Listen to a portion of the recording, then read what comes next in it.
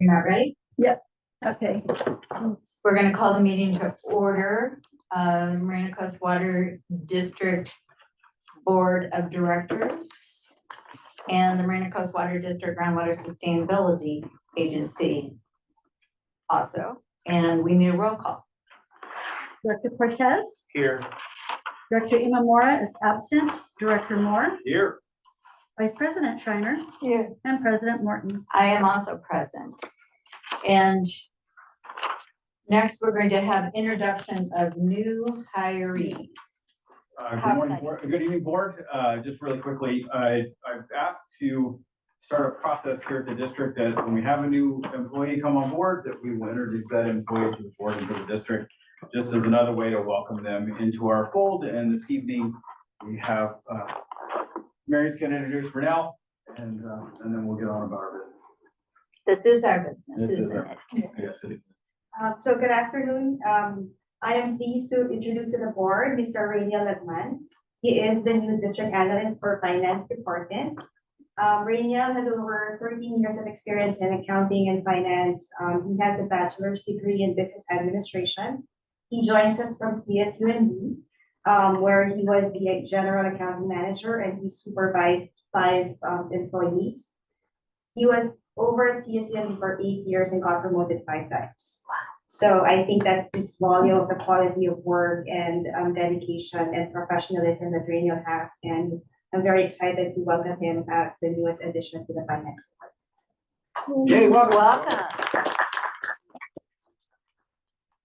Now you know where the fancy tables come from. Yes, Thank you. Kudos to Mary for So- stealing somebody from CSUND. yeah. Right now, would you like to say anything to us? We would be happy to hear your voice and hear your, Yeah, I started a month ago, but I feel like I've been here for a while. It's been a fast-paced environment and at the same time a very calm environment. We basically do like quick review, but thorough at the same time. The people here are very welcoming. They made me feel welcome for, during my first few months. that's great. We're happy to hear that. Very Good happy. job to the rest of you. Thank you. And welcome to the team. Thank you so much. Thank you, Renell. That is really awesome. Okay, so now we're moving on to public comment on closed session items. Anyone wishing to address the board on items on our closed session, which at this point is one item, which is a conference with regard to real property negotiation. And the property is Armstrong Ranch property. Parties are Sunbury Growers LLC and MCWD. Anybody wishing to be heard? I'm looking to the public attendees. Are we on They're attendees? on the side, the attendees are. Oh, I can look over here. This is much easier. I'm giving them a chance to raise their hand. That's why I'm jabbering at you. And I'm not seeing anybody raise their hands, so I'm going to close the public comment and we will now go into closed session for those of you who are invited.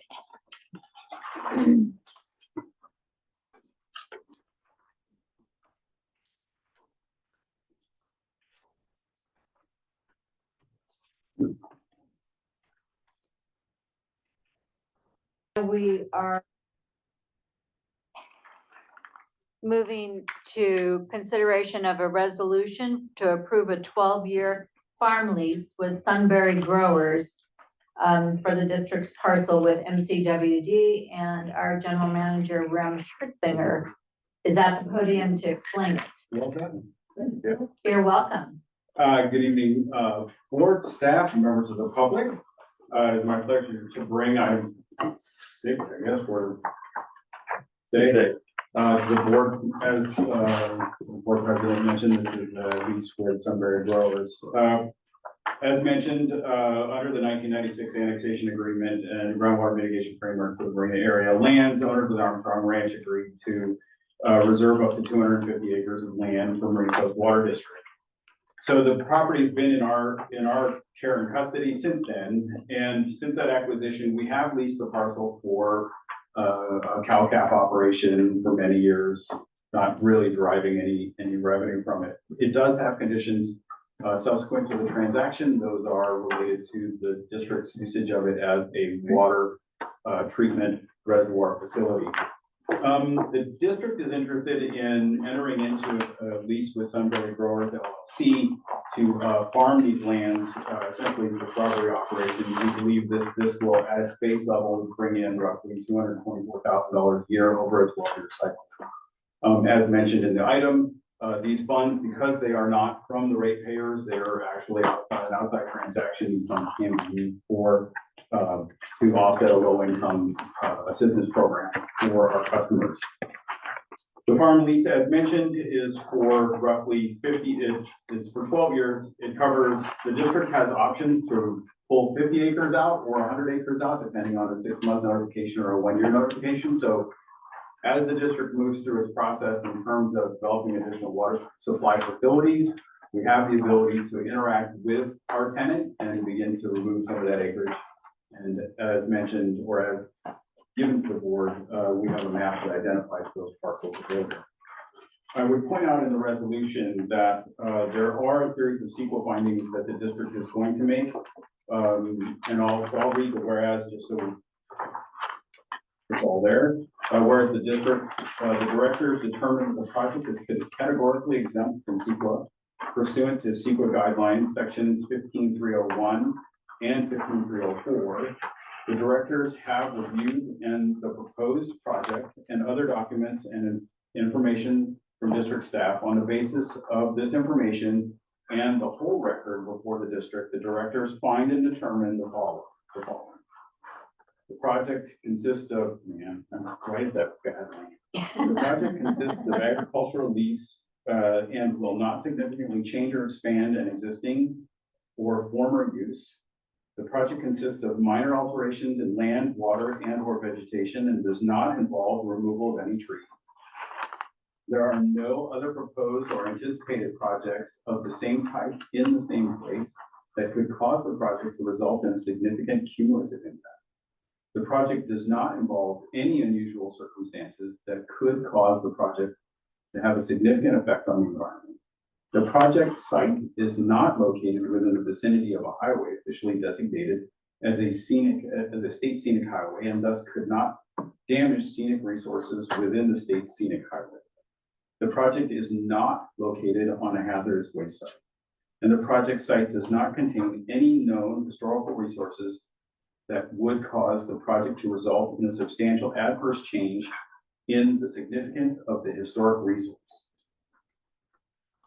So those are the filings, so we intend to file a notice of exemption with those exemptions noted.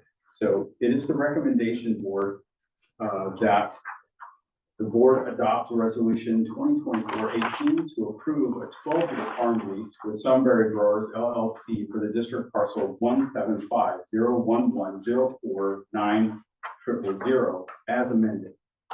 The amendment being the removal of from tenant in section 4.3. So moved. Director Moore. So just for the public, a couple of questions. So we acquired this 220 acres fee title with some restrictions, I don't know, what, 10, 15 years ago from the Armstrong Ranch. And we acquired it for use for water purposes. But now we're doing a 12-year lease to ag, but you indicated that within this agreement, there's some carve outs. So with appropriate 3-month or 12-month notice, we can essentially take back, if you will, from the grower 50 or 100 acres for whatever future recycled water purposes or whatever it is we need, water storage, et cetera, et cetera. Do I understand that correctly? Correct. So to the point, Director Moore, the district retains the ability on a 6-month or 1-year notification, begin to utilize 50 to 100 or 100 acres of the parcel. We have identified through our capital improvement program the expansion of the water system and those projects currently utilize a certain portion of the site. And so the tenant is very aware of the location, a map of where we intend to operate if and when we should. So we haven't lost any ability to use this property for our water purposes as originally intended. And now for 12 years, we're going to be gaining some substantial revenue. You indicated sort of a minimum of what, 250,000, but 224. what's sort of the upper limit? Well, so you could ostensibly go, so we're looking at between 250,000 and $500,000 A year for 12 years. Okay, well, unless of course we claw back some of that land for our water purposes. Sure. Okay, well, that's much improvement over the $3,000. $3 a year, whatever we're getting from somebody to grow cattle on the grass growing there. Thank you. You're welcome. Directors, any other questions? So, excuse me, Vice President Schreiner has made a motion. We need a second. I'll second And a second by Director Cortez. I have a first and a second. Let's go to public for questions. I'm looking at my attendees. If you wish to comment on the motion, you may raise your hand and we will unmute you and allow comment for up to 4 minutes. Okay. I see no hands going up.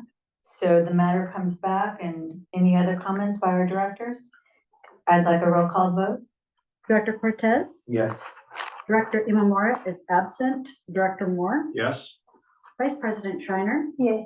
President Morton. Yes, so that resolution has passed unanimously. Thank you, General Manager, for the presentation. Okay, so our next item is the Pledge of Allegiance. This is one we all can concur with and participate in. Correct, would you like to lead us, since you're a guest? I pledge allegiance to the flag of the United States of America and to the republic for which it stands, one nation under God, indivisible, with liberty and justice for all. Thank you.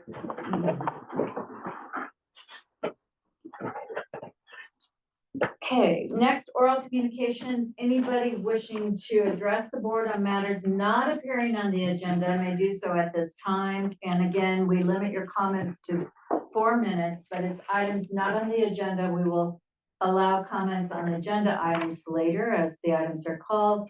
And I'm talking because I'm looking at the attendees and I don't see any hands going up.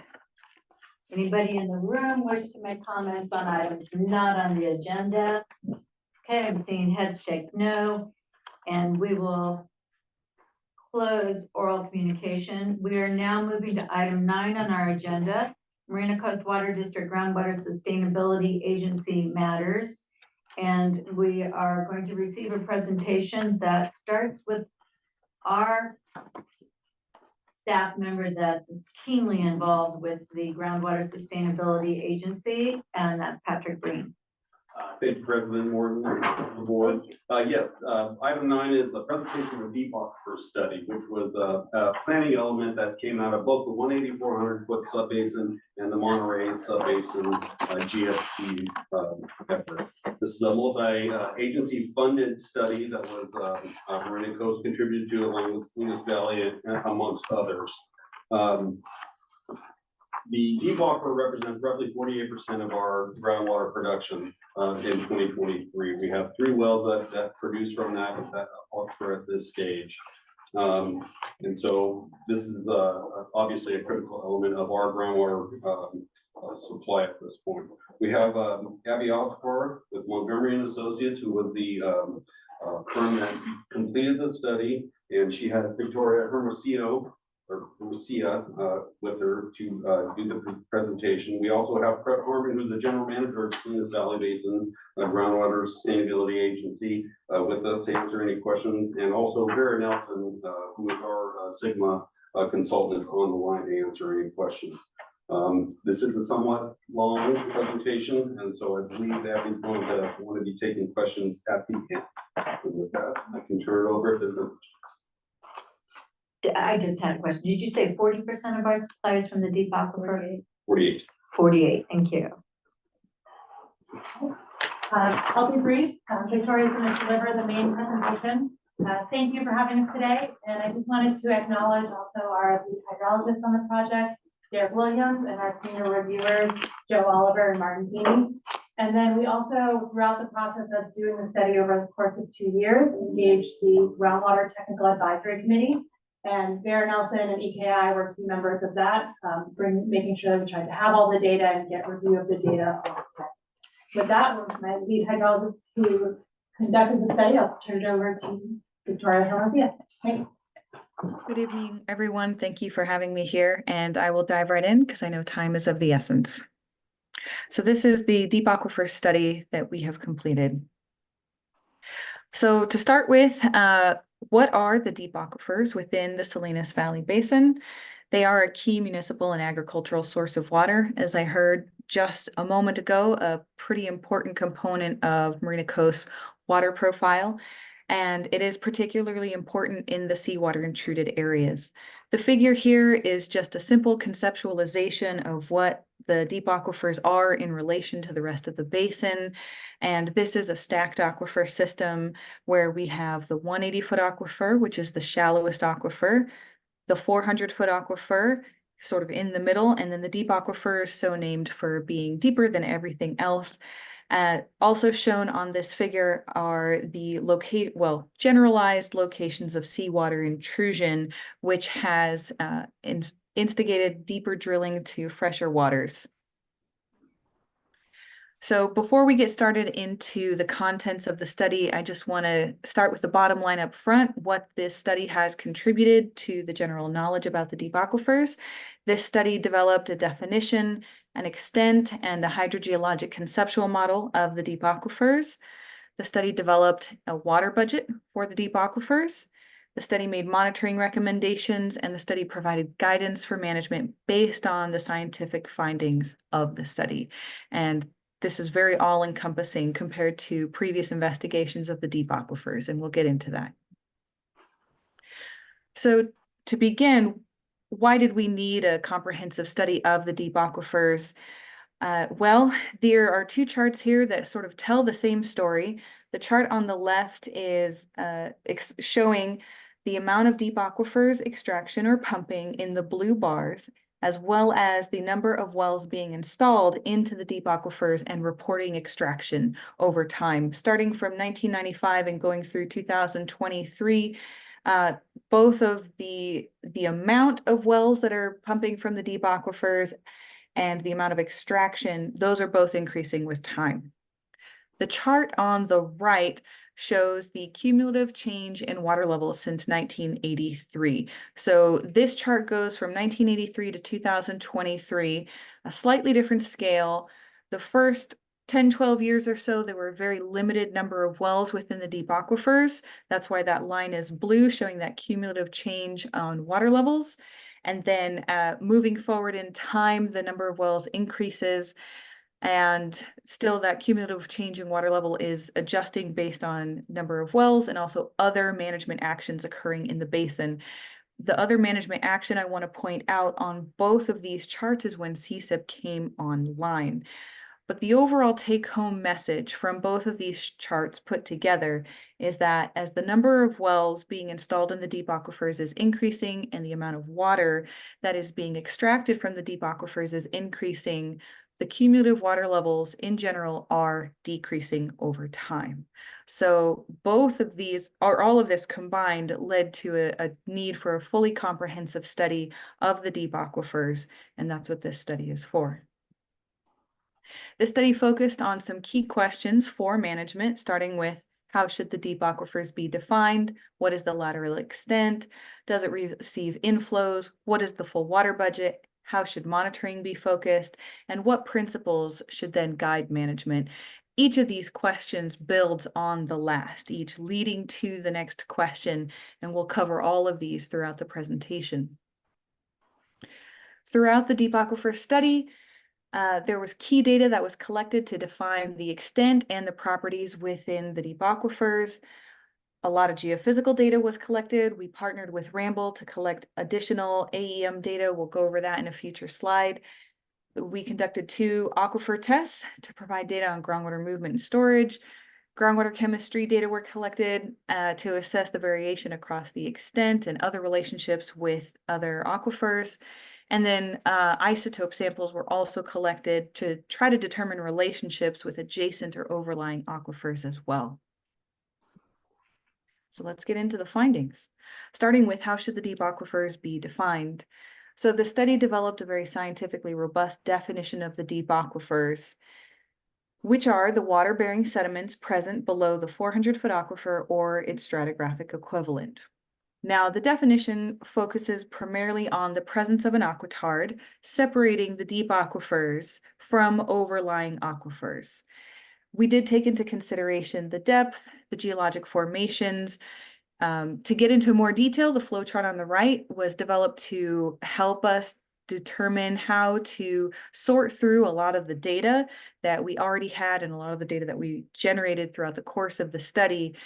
But for the most part, the definition did hinge on the presence of a continuous aquitard at depth and looking at specific geologic formations. These are 2 maps that show the difference in understanding in where the deep aquifers are. So the map on the left shows Monterey County Water Resource Agency designated deep aquifers wells. The majority of these wells are clustered near the coast. And then the map on the right shows the deep aquifers extent as defined by the study as a result of all of the data being put together. The extent is shown in yellow, and you can see that it is significantly larger than the conceptualization on the left. Now, the deep aquifers extent shown on the right in yellow is where a lot of the data could overlap and confirm one another. So in the north, we had several deep wells confirm the presence of the aquitard. Near the east side, we had to delineate the deep aquitard from other clays we found in the subsurface. We looked at a variety of geologic structural features, or, where there are folds and faults, and we looked at geologic formations. There are places shown in the map on the right where the extent is uncertain, and this is a place where data suggests the deep aquifers might be, but there was not enough data to really confirm or draw a clear line, right? Data suggests that the deep aquifers may extend a little bit further, but not enough for us to really draw that line out that way. So this study did use AEM data to map the aquitard as much as possible. AEM data is aeroelectromagnetic data, which is a fancy way of saying we are collecting electrical resistivity data from the subsurface. And the main thing to remember in this figure is that the cooler colors, the blues, show lower resistivity materials such as clays, and the hotter colors like reds and purples are showing more resistive materials like bedrock or gravels. Some of the sands and gravels that we see might fall into that yellow zone. So this is a flight line that is more inland in the basin, and it goes across the basin. And what we have highlighted here is the presence of that aquitard in the red box. So this is a lower resistivity zone, not those dark blues, but an area of higher clay content that we find in the aquitard. And then on the right, circled in the black dashed lines, these are other clays that we have distinguished as separate from the aquitard that separates the 400-foot aquifer from the deep aquifers. So we are very, very careful to limit our understanding and limit our look at the subsurface to that deep aquitard specifically. When we took the geology into consideration, this is an example of how the geologic formations were taken into consideration. This is taken from a 2003 tech memo on the deep aquifers focused on the coast. And this cross-section shows the geologic formations, the Paso Robles, the Purisima, the Santa Margarita, highlighted here. Those are the key geologic formations that the deep aquifers are found in. And this cross-section, which is right along the coast, also shows how those geologic formations, as we move to the south, are uplifted and they are deformed from geologic forces over time. And so This just highlights where we had to take a lot of geologic information and other data into consideration and bring it all together. So once we looked at all of the geology, we looked at the depth, we looked at the geophysical data, we also looked at pathways for recharge. The study did not find any evidence of modern recharge, so that's post 1953. What this is saying is not that the deep aquifers do not have movement of water within or into or out of the deep aquifers extent. There is relationship with adjacent aquifers or adjacent sediments that are saturated. But what this is really focusing on is that we have no data of modern water reaching the deep aquifers. Now we're back to this conceptual figure, which shows a few different pathways for water to flow in or out of the deep aquifers. The first is vertical inflow or outflow across the aquitard. So the aquitard that we are speaking of, I should have backed up a little bit further. This aquitard is not like a classic lens of clay like we think of with the Salinas Valley aquitard. This is an area in the subsurface that has higher clay content, right? So there's just more clay mixed in with the sands and gravels, and in concert, this acts as an aquitard, but it's not just like a 50-foot section of just straight clay like we see elsewhere. So there could be that vertical inflow or outflow across the aquitard if there is a pathway available. The geologic formations that comprise the deep aquifers do crop out in the surface much further south in the basin, and water that recharges in those areas might potentially be intercepted before reaching the depth at which the deep aquifers wells are pumping from. And then sort of toward the bottom there, the subsurface inflows and outflows from adjacent aquifers. If you recall from the map of the extent of the deep aquifers, it does not go all the way across the basin. It doesn't reach both sides of the basin. So it is in contact or in relationship with adjacent aquifer material. So there could be inflows and outflows from adjacent aquifers. But as far as surface water reaching the deep aquifers, there are no data currently to suggest that current water reaches the deep aquifers. The study did identify 3 regions of the deep aquifers, and they are named the Seaside region, the Northern region, and the Southeastern region. And you will notice that these regions do not perfectly correlate to the subbasins. So even though there's this area here called the Seaside region, it is not perfectly aligned with the Seaside subbasin. It sort of crosses that jurisdictional boundary. And these regions were determined by the geologic formations and water chemistry characteristics, groundwater levels. So each of these regions, even though they are all under that continuous aquitard, they each have some unique characteristics which we felt needed to be separated out and looked at separately.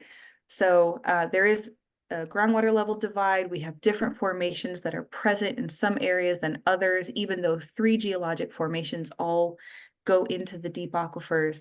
And then in the southeastern region in particular, there was a lack of true deep aquifers wells. And what I mean by true deep aquifers wells are deep wells that are drilled all the way into the deep aquifers and are screened exclusively underneath that aquitard. There are a couple of wells out in that region that have screens that span the aquitard and pull water in from both the 400-foot aquifer and the deep aquifers. And so those data are a bit mixed, and we do not consider those wells true deep aquifers wells, even though they are drilled to depth and are pulling water from the deep aquifers. So the study did model the deep aquifer subsurface inflows and outflows. This is a map that shows the general direction of flow across that boundary, either into the deep aquifer's extent or out of the deep aquifer's extent, shown in these yellow arrows. So in general, groundwater flows towards areas of lowest groundwater levels. So if there's a lot of pumping in one area and it is depressing the groundwater levels in that area, groundwater will flow down gradient to where those levels have been depressed. So that definitely affects how water may flow into or out of the deep aquifers. And the little figure on the left here is just a general conceptualization of how these inflows and outflows are taken into consideration, all of the pumping or injection or subsurface inflows all taken into consideration to put together this map as well as the water budget. So speaking of the water budget was developed with the numerical model, the seawater intrusion model, which is based on the Salinas Valley Integrated Hydrogeologic Model. And this is the best tool available to develop the first water budget. This is a chart that shows all of the inflows and outflows and the cumulative change in storage in the northern region of the deep aquifers. So all of the inflows are the bars above the zero and all of the outflows are the bars below. And the cumulative change in storage is shown on that black line. And the overall takeaway from this figure here is that there is pumping that is increasing over time. And so the cumulative change in storage over time is going down, right? That is shown by that black line going down as time moves forward. We put together a similar chart for the seaside region, and this again takes into consideration all of the inflows and outflows, which includes injection. There is injection that occurs in the seaside subbasin, and so that goes into the Santa Margarita Sandstone, which is one of the geologic formations in the deep aquifers. But if you look closely, you will also see that there is an increase in pumping and leakage over time, and that cumulative change in storage is still decreasing over time. There is another chart that was prepared for the southeastern region that is included in the report. It is not included in this presentation, but again, the data for that region are very scarce. So these are the two main charts we wanted to focus on for the presentation. And this is all summed up in this water budget table here. And overall, this table shows a decrease in storage in the deep aquifers. So this sums up the pumping, the injection, each by region, the seaside region, northern region. We do have the numbers for the southeastern region. And again, the overall takeaway is that the deep aquifers are in overdraft. There is more pumping than there is in injection or any other inflows that may be occurring from adjacent aquifers. And so this is the first water budget for the whole deep aquifers that we have found. To break that down a little bit further, beyond just numbers, it's important to look at what that looks like in real life. This is a map. First, the map on the right shows how that extraction, which is reported, how that extraction is broken down either by agricultural extraction or by urban extraction or municipal supply. And the circles on the right show in size sort of the proportion of extraction being reported. And the chart on the left shows, again, all of those reported extractions summed up by each of those wells, the true deep aquifers wells in blue, wells that span both the 400-foot and deep aquifers and seaside deep aquifers wells. So these are all put together, and these are all taken from real reported numbers of extraction from the deep aquifers. Again, by region, this is a bar chart that shows extraction and cumulative change in groundwater elevations. So the northern region, the seaside region, and then the southeastern region. And overall, the extraction from the deep aquifers is between 13,800 and 17,700 acre feet per year. And overall, groundwater elevations are declining as more wells are being installed and as more extraction is being reported. So these are the main takeaways from this chart here. We do want to put in a special note about that injection program in the seaside region. There is injection occurring into the Santa Margarita Sandstone that is taken into consideration, as mentioned previously, where we try to sum up all of the inflows and outflows into or out of the deep aquifers. So a special note for the injection that is occurring in the seaside subbasin. Along with the water budget that was developed, the study looked at vertical gradients. The vertical gradient is just looking at the groundwater elevations in one aquifer and the groundwater elevations in another aquifer. And since these aquifers are stacked, they are vertically stacked, and we can look at the groundwater elevations in the 400-foot aquifer and look at the groundwater elevations in the deep aquifers. And this is important for considering potential vertical movement of water between these two aquifers, either through a thin patch in the aquitard or a preferential pathway or a well that may have been poorly constructed or the construction broke down over time. And it's important to take this into consideration because of the potential risk for seawater intrusion. So this map shows the vertical gradient where groundwater levels are in the 400-foot aquifer compared to groundwater levels in the deep aquifers. And most of that vertical gradient shows that the groundwater levels in the deep aquifers are lower than the groundwater levels in the 400-foot aquifer. So if there were to be a pathway, either through a well or through the aquitard of any kind, that water would travel downward. Now, a vertical gradient doesn't always imply that there is flow in that direction. Of course, if an aquitard stands in the way, that flow would be obstructed. But if there is a pathway found, that vertical gradient would let you know which direction that water would flow. So for that seawater intrusion risk, we already know that vertical downward flow of seawater intruded areas has occurred in the subbasin. This is a map that shows the seawater intrusion in the 400-foot aquifer. And you will notice that there is the main leading edge of the seawater intrusion, and then there are those islands out front of the leading edge. Those islands formed as a result of preferential pathway through wells, as well as preferential pathway through thin spots in the aquitard that separates the 180-foot aquifer from the 400-foot aquifer.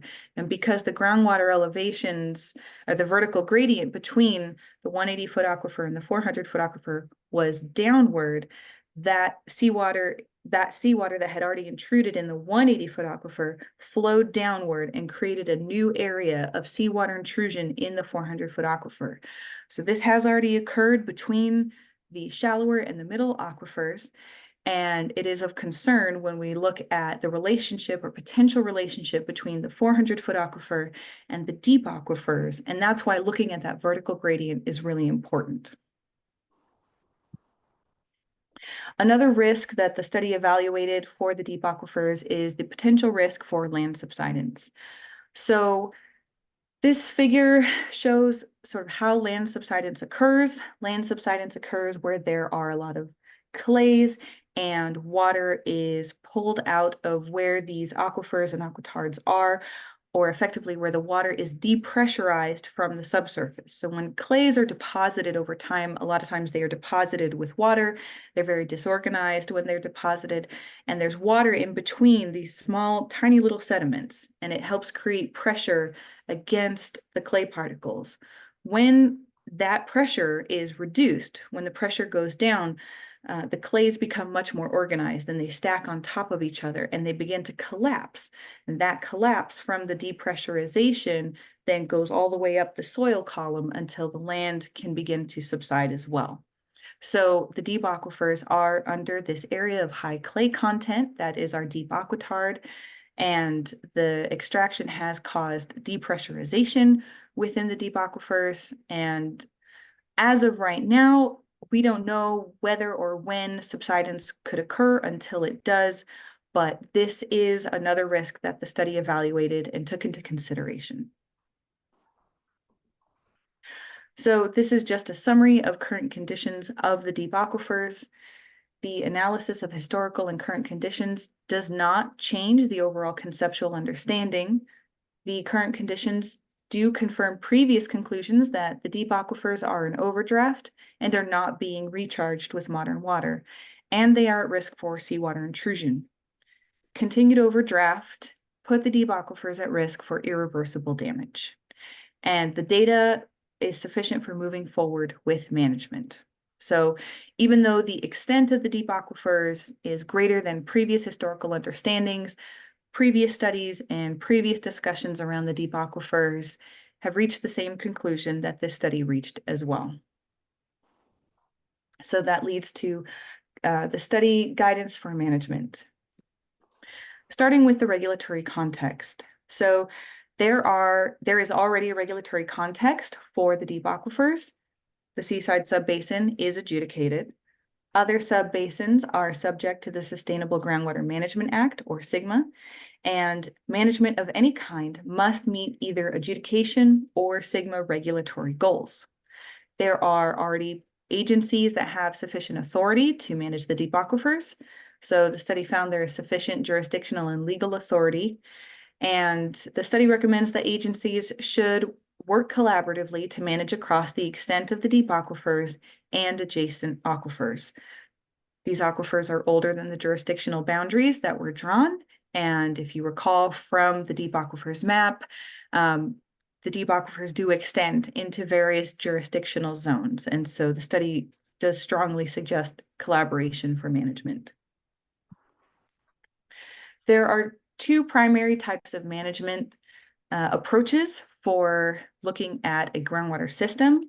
And the first is to decrease pumping. So here's our conceptual picture again, and there's a large arrow going up. And so the study recommends a way to decrease pumping, and that's either with demand management or an alternative supply. And another way to manage our groundwater system is to increase recharge. And that's the arrow pointing down, growing in size with injection potentially. And so these are the two primary mechanisms that the study recommends to approach the deep aquifers.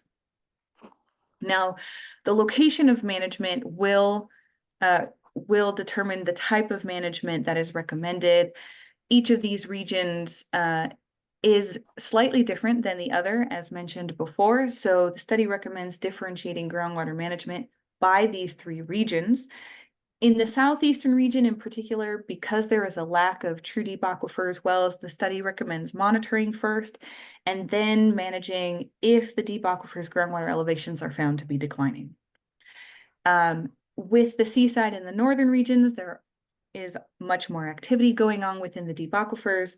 The study does suggest managing together with both adjacent and overlying aquifers. So that is to say, including wells at similar depths outside of the extent.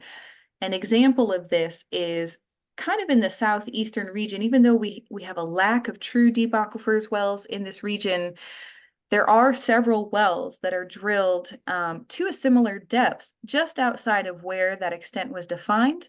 And those wells are pulling a lot of water out of the subsurface. So if you remember a few slides ago, in the discussion of the water budget, those yellow arrows showing how the inflows and outflows were occurring, were going across that boundary out towards those wells that are drilled at the same depth as the deep aquifers, but not under the same aquitard that separated the deep aquifers. So this is the recommendation, is managing together with adjacent and overlying aquifers.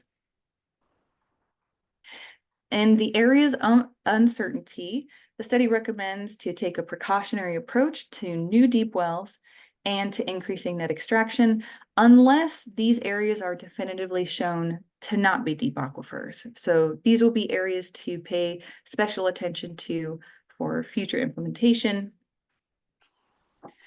The study does note that current net extraction is not sustainable. So the study recommends preventing increases in net extraction from new wells and to reduce overall or net extraction over time.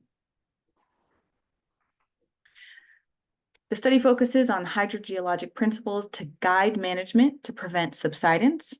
So the study recommends to keep the deep aquifers groundwater elevations above historical levels at a minimum.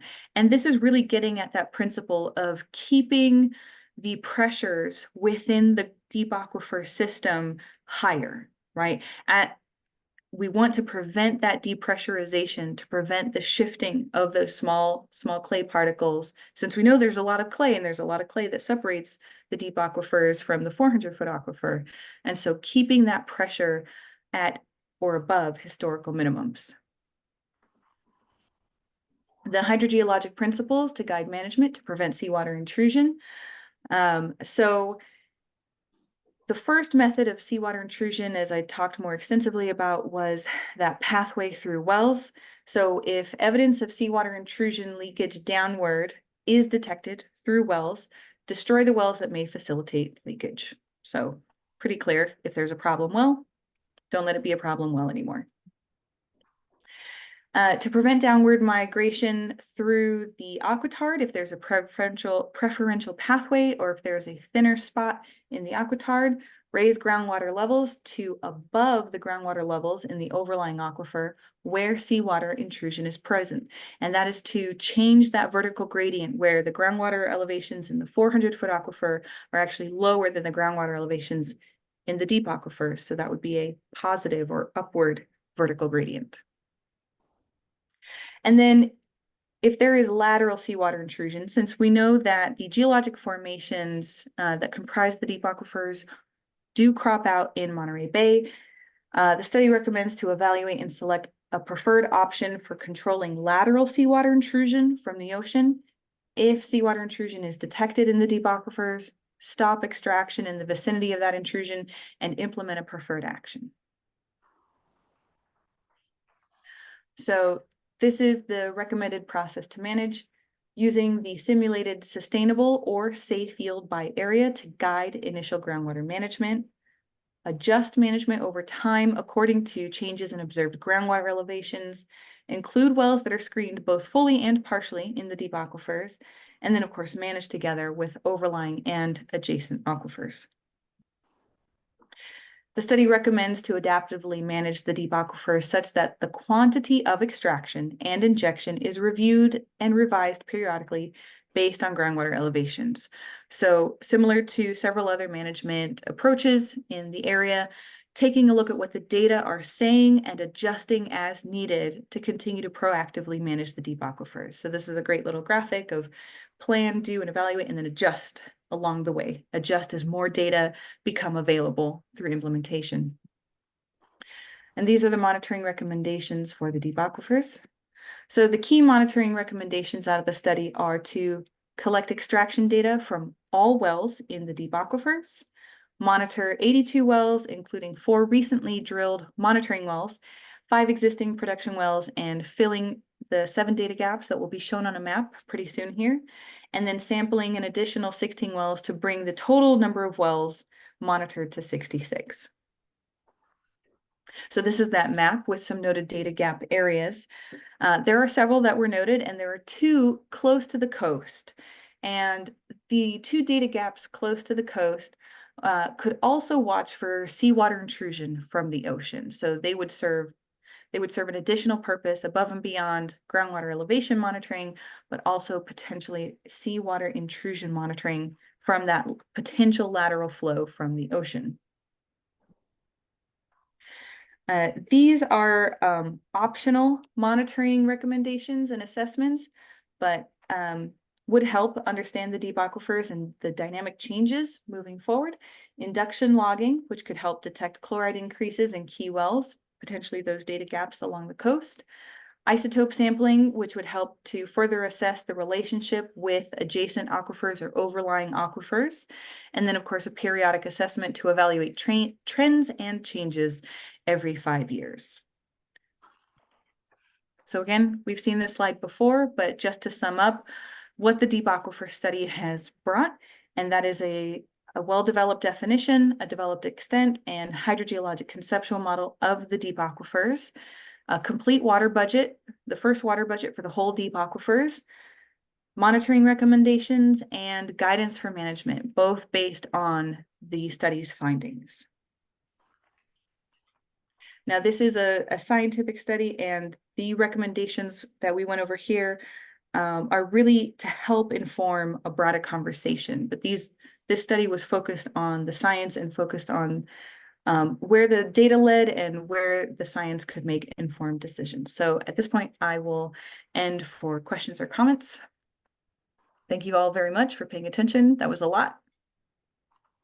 Thanks, Victoria. Director Moore has his hand raised for the first question. So on page 18, excuse me, slide 18, this is the water budget calculations, but it indicates it uses the time period 2018 to 2020. And we know that Monterey One Water has been injecting into the Seaside Basin in recent years something between 3,700 and 3,900 acre feet. Has the water budget been developed for the 2023-2022 timeframe at this point? And is there some inherent delay in being able to do that? There is, and I got to the punchline at the end. Do you want me to? Yes, please. Yeah, so the water budget is developed through a groundwater model, and so we need to have all the data to put into and calibrate a groundwater model, so it only goes until 2020, which is why we can only run it for that. There's also a historical water budget in the report, so we separate the longer time frame from the more recent, just given how the recent years get more extraction. In the report that we do bring the data up to current one in terms of groundwater levels and pumping. So we don't have the calibrated model for those most recent events, but we do know how much pumping. And then, I'm sorry, two more questions. One, I understood there was some debate amongst the folks working on this as to how to indicate that there was a slide that said there's no surface water that gets into the deep aquifer. Of course, that kind of sort of makes sense. It is the deep aquifer. Does it even crop up anywhere to the surface? And if so, where are those locations? What, Victoria, you want to feel that? Yes, absolutely. So we can go back to this conceptual model. So again, the geologic formations that the deep aquifers occur in, the Paso Robles Formation, the Santa Margarita Sandstone, and the Purísima Formation do crop out in other locations. There are many outcrops of Paso Robles Formation way south in the Upper Valley, but there are also outcrops of Paso Robles Formation in the Toro regional area, or the Corral de Tierra area. The Purísima Formation does not crop out within Monterey County. It actually crops out at the surface north of the county. And then the Santa Margarita Sandstone, there are some superficial outcrops, again, sort of in the former Fort Ord and Toro region, small little outcrops here and there.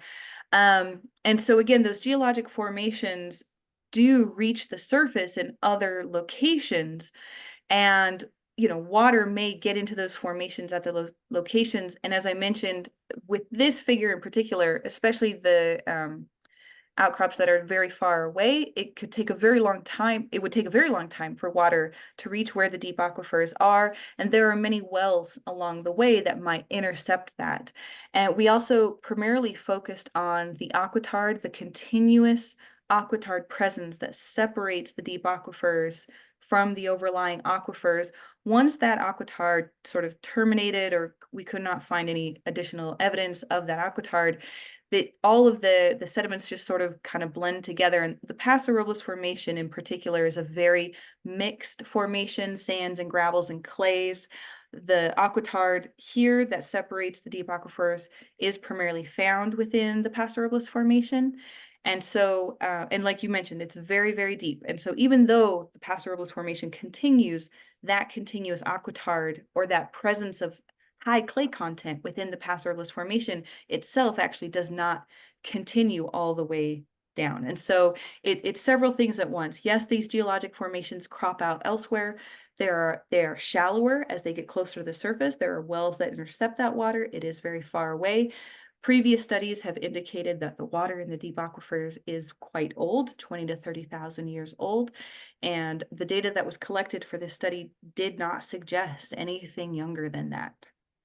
Does that sort of answer your question?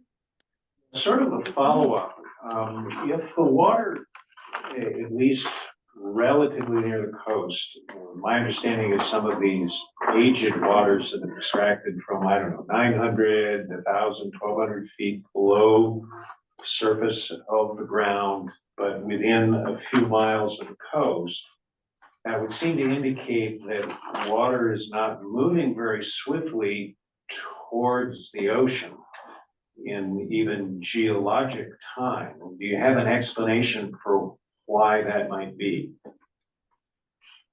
Well, there is increased consolidation with depth. So it's harder for water to move through more consolidated formations or more consolidated sediments, right? It takes a lot more to move that through. And we also see a lot more clay. I mean, there is that aquitard, but there is still clay present, right? So there are several wells that screen over long intervals to try to beat out some of those clays in the subsurface, but it still takes a lot to move water through these sediments. And so it's not the same as, say, the 180-foot aquifer, which has a lot of gravels and sands present. Water just rushes through something that has a lot of gaps and a lot of space for water to move through. We just don't have the same kind of pore space that we find in other aquifers. So there is that as well. So just want to make sure, you all as hydrogeologists have these terms of art that may be an English term, but have a specific meaning in your area of expertise, public's not familiar with. When you say these soils at depth are consolidated, do you mean that because there's tons and tons, millions of tons of overlying soils bearing down, squeezing these things together, they're kind of tightly packed together, which is the reason why water can only move fairly slowly through those soils? Is that Yeah, rough? that's a really great explanation. And I will borrow that. You're welcome. I have such great hydrogeologic expertise, not. Okay, and let's see, on page 30, excuse me, slide 39, one of your recommendations is to collect extraction data from all wells in deep aquifers. I'm not up to date on how you collect that extraction information. There's lots of privately owned deep wells, and my understanding is, in the past at least, the amount of water pumped out of those wells has been estimated by looking at the power meter on the pump of the well, but not actually measuring how much water is coming out. Do all of these deep wells now actually have literal water meters on them that are sized for the capacity of that well and well pump? Sure, so we can tag in this, but there's only one well currently that does not report their extraction. So most wells do report their extraction. They're the Seaside Water Master, Water Management District, the coast obviously monitor your own wells, and then through the Monterey County Water Resources Agency, all wells of a certain size, 3-inch discharge or above, must report that. There's only one domestic well that's smaller, so most is being reported.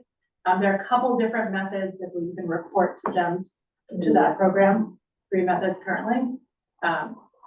So it's an established program that they have. Not all of them measure each droplet per se, but they are established methodologies that do get you the amount of water. I'm curious, what are those 3 methods? So there's flow meters, that's the, moving, electric meters, those are the ones referred to that use PG&E meter, and there's a formula that calculates if you use this much power, that means you extract this much water. And there's a third one that is diesel something, maybe somebody knows. Generally, it's a measurement of how much the horsepower of the diesel motor is pushing out with what the pump curve is on that particular well, and then they derive an amount of water based on the run times of the diesel. Okay, so the last 2 are less accurate. Right. There's some variability in those estimates, but is there a push to require, or can the GSA not only require, but I suppose try and find funding to put actual meters on all of these wells? We do have a work stream. We are partnering with the Water Resources Agency, looking at to revise the current ordinance and building in a little more contemporary system. We have a large area and a lot of existing users, so it needs to be implemented over time because it's expensive. But yes, in the future, you would think 21st century will kind of all get to something that is a little more real time possibly and not provide more calculation. Yeah, you had nearly 100 deep wells mentioned in the study, and I presume some of those are fairly large casing sizes and large volumes, so that means large expensive meters. Okay. Yeah. Thank you very much. Vice President Schreiner? You have a few, but along those lines, I think about 12 years ago, I tried to find out what the well pumps, what everybody calls the CIMIX property. And I was told it was a private well, so people weren't allowed to know. Are those documents public, those well pumping figures? We have that information. We are trying to be very careful with individual well data. So we use aggregate rather than individual. We definitely do not connect it with a property owner's name and other confidential information. Yeah. But more importantly for us, it's not the who owns it, but what's the aggregate impact to the basin. Oh, yeah, I can see that from your perspective. I was just aware of a contract that limited the amount. There is the agencies can have the data, but sharing it with public, we try to keep it. Yeah. Some proprietary. Yeah. So I have a question about the use of the graphs, I think on page 5 or slide 5, as you mentioned.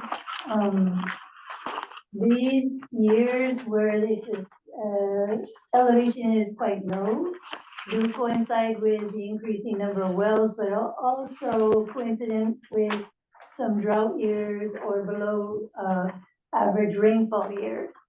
But I don't recall exactly which years. Do you have a recall? Is it like 2017 through 2021 that were the lowest of all the rainfall years? Maybe you know. Yes, about that year.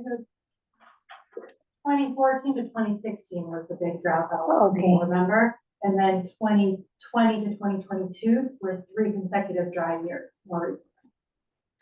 Okay, so they do a little bit reflect that as well. And then I really like on page 10 that the map showing the aquifers actually shows a potential for an aquifer being located or running underneath the bay. And the only other place I've seen this is in the Lawrence Livermore Labs of the EIR. So I'm really pleased to see that still be alive, that concept, that there is aquifer under the bay.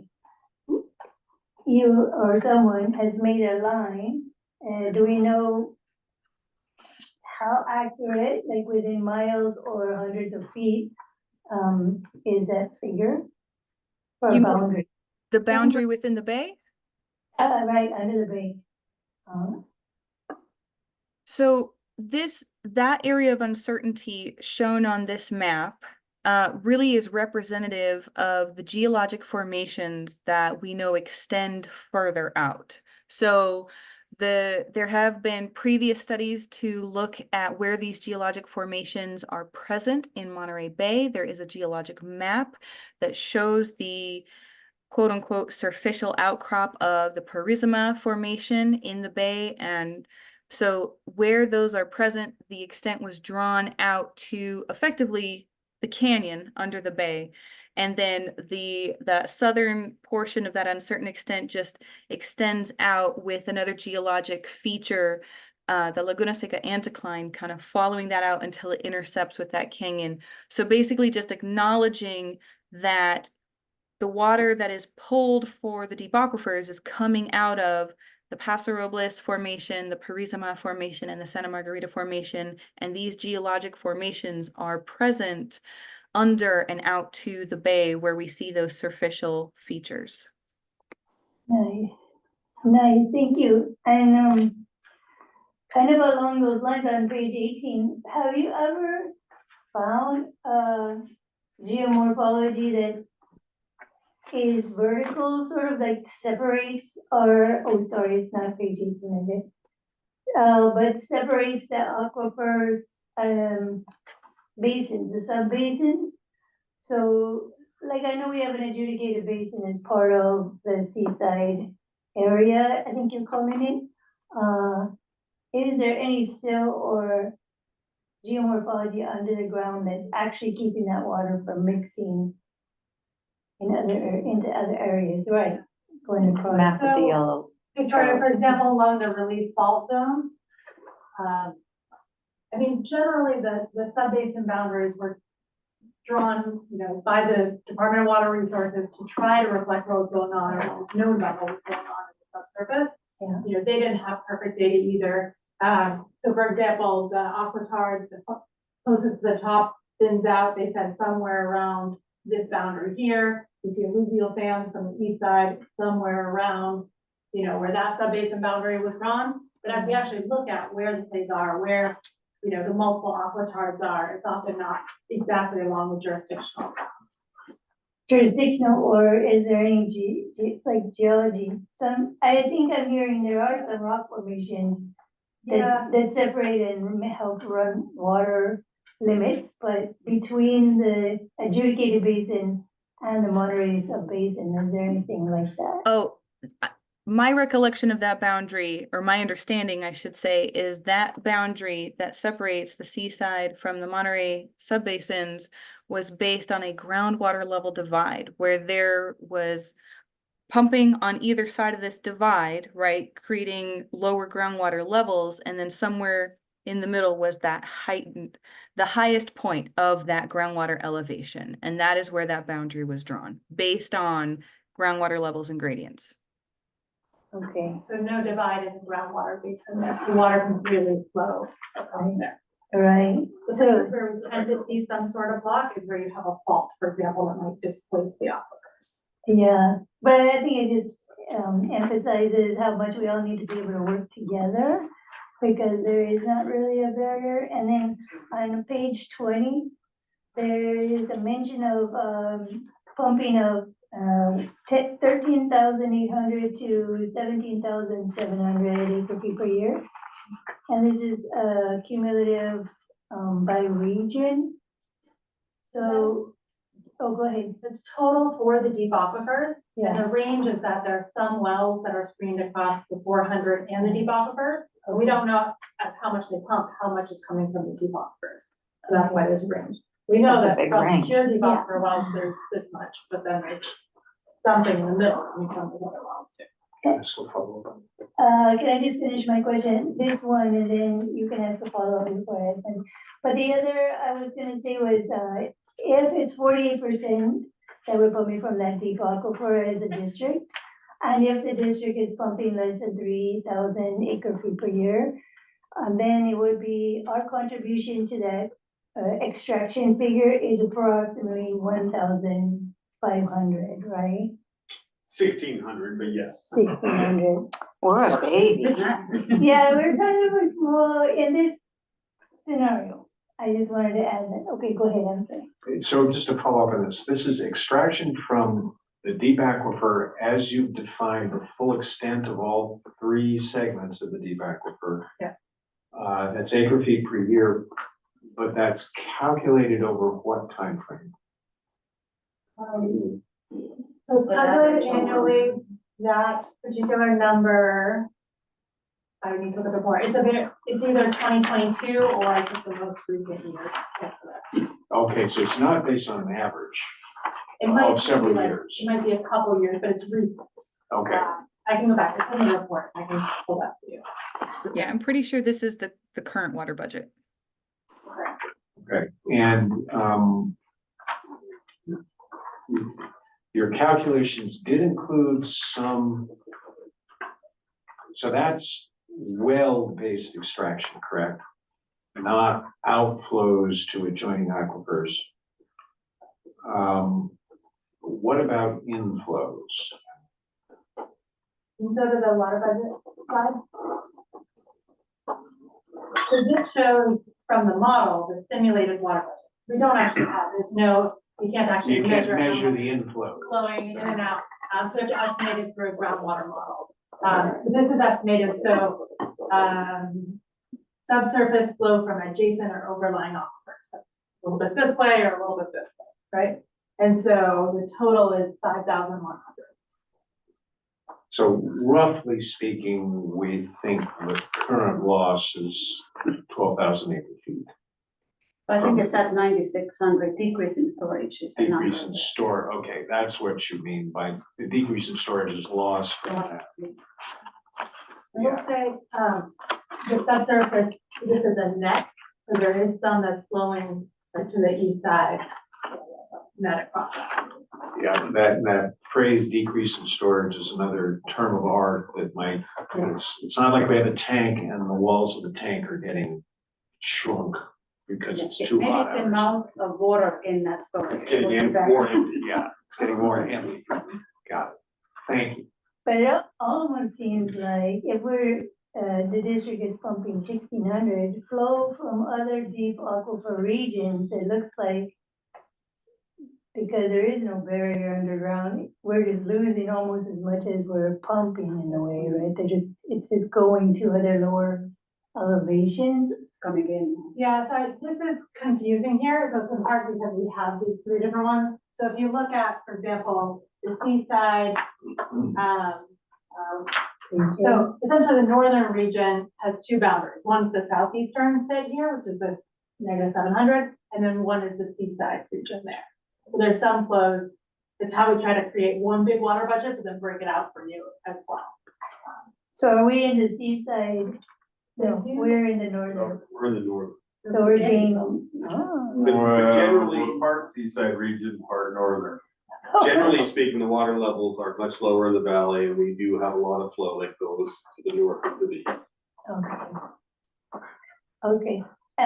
In the map of the seawater intrusion on slide 23, have you put that side by side to compare it to the old, I think there were some very old seawater intrusion maps that MCWD had? Water, they've been tracking it since the 30s, 50s, 40s. Yeah, and they have a map that shows each and every year and the increases. So I think this is just taken from the latest report. Okay. Different colors show that. Yeah, The cow's head. Yeah, the counts. a bit of cow's head, but it seems like then there's, on here, there's a belt between the cow's, head. No, I'm just kidding. What is that? And there's like a blob to the right of it that's pink. But you see that belt? There's like a gray belt that runs north to south. This here? Yeah. Yeah, so this was that island of seawater intrusion that the charter talked about, where it went from the 180 down to the 400. So it wasn't intruding across, it was coming down in the aquifer system. And so that's where a lot of the newer deep aquifer wells are also drilled. So is They it essentially coming? didn't have water supply in those two overlying aquifers, so they drilled deeper. Right. So it's coming across like a little bridge from the 180 to create that island? It's dropping vertically from the intruded 180-foot aquifer above it, directly down. And it's not necessarily continuing through the 400 as it has in the past. That's why it's an island and there's a gap of unintruded area. That's the belt you're talking about. Yeah, That is not have seawater intrusion. in the 400, Correct. but possibly in the But it does 180. above See the virginality? it. Yeah. And you jump down the other side. An intrusion. And I'm pretty close to the end, page 40, there's a data gap. And I'm just wondering if that is something that can be worked on or is already being worked on. I was going to close and indicate that we are installing 2 monitoring wells in our area, 1 in each of the circles that are indicated for our area now. Those Okay. were included in our grant. And how about the Salinas area, just above our area and to the east? I believe, SPGSA has grant funding to fill at least 4 of them. I think the coastal one was more recently identified, so Okay.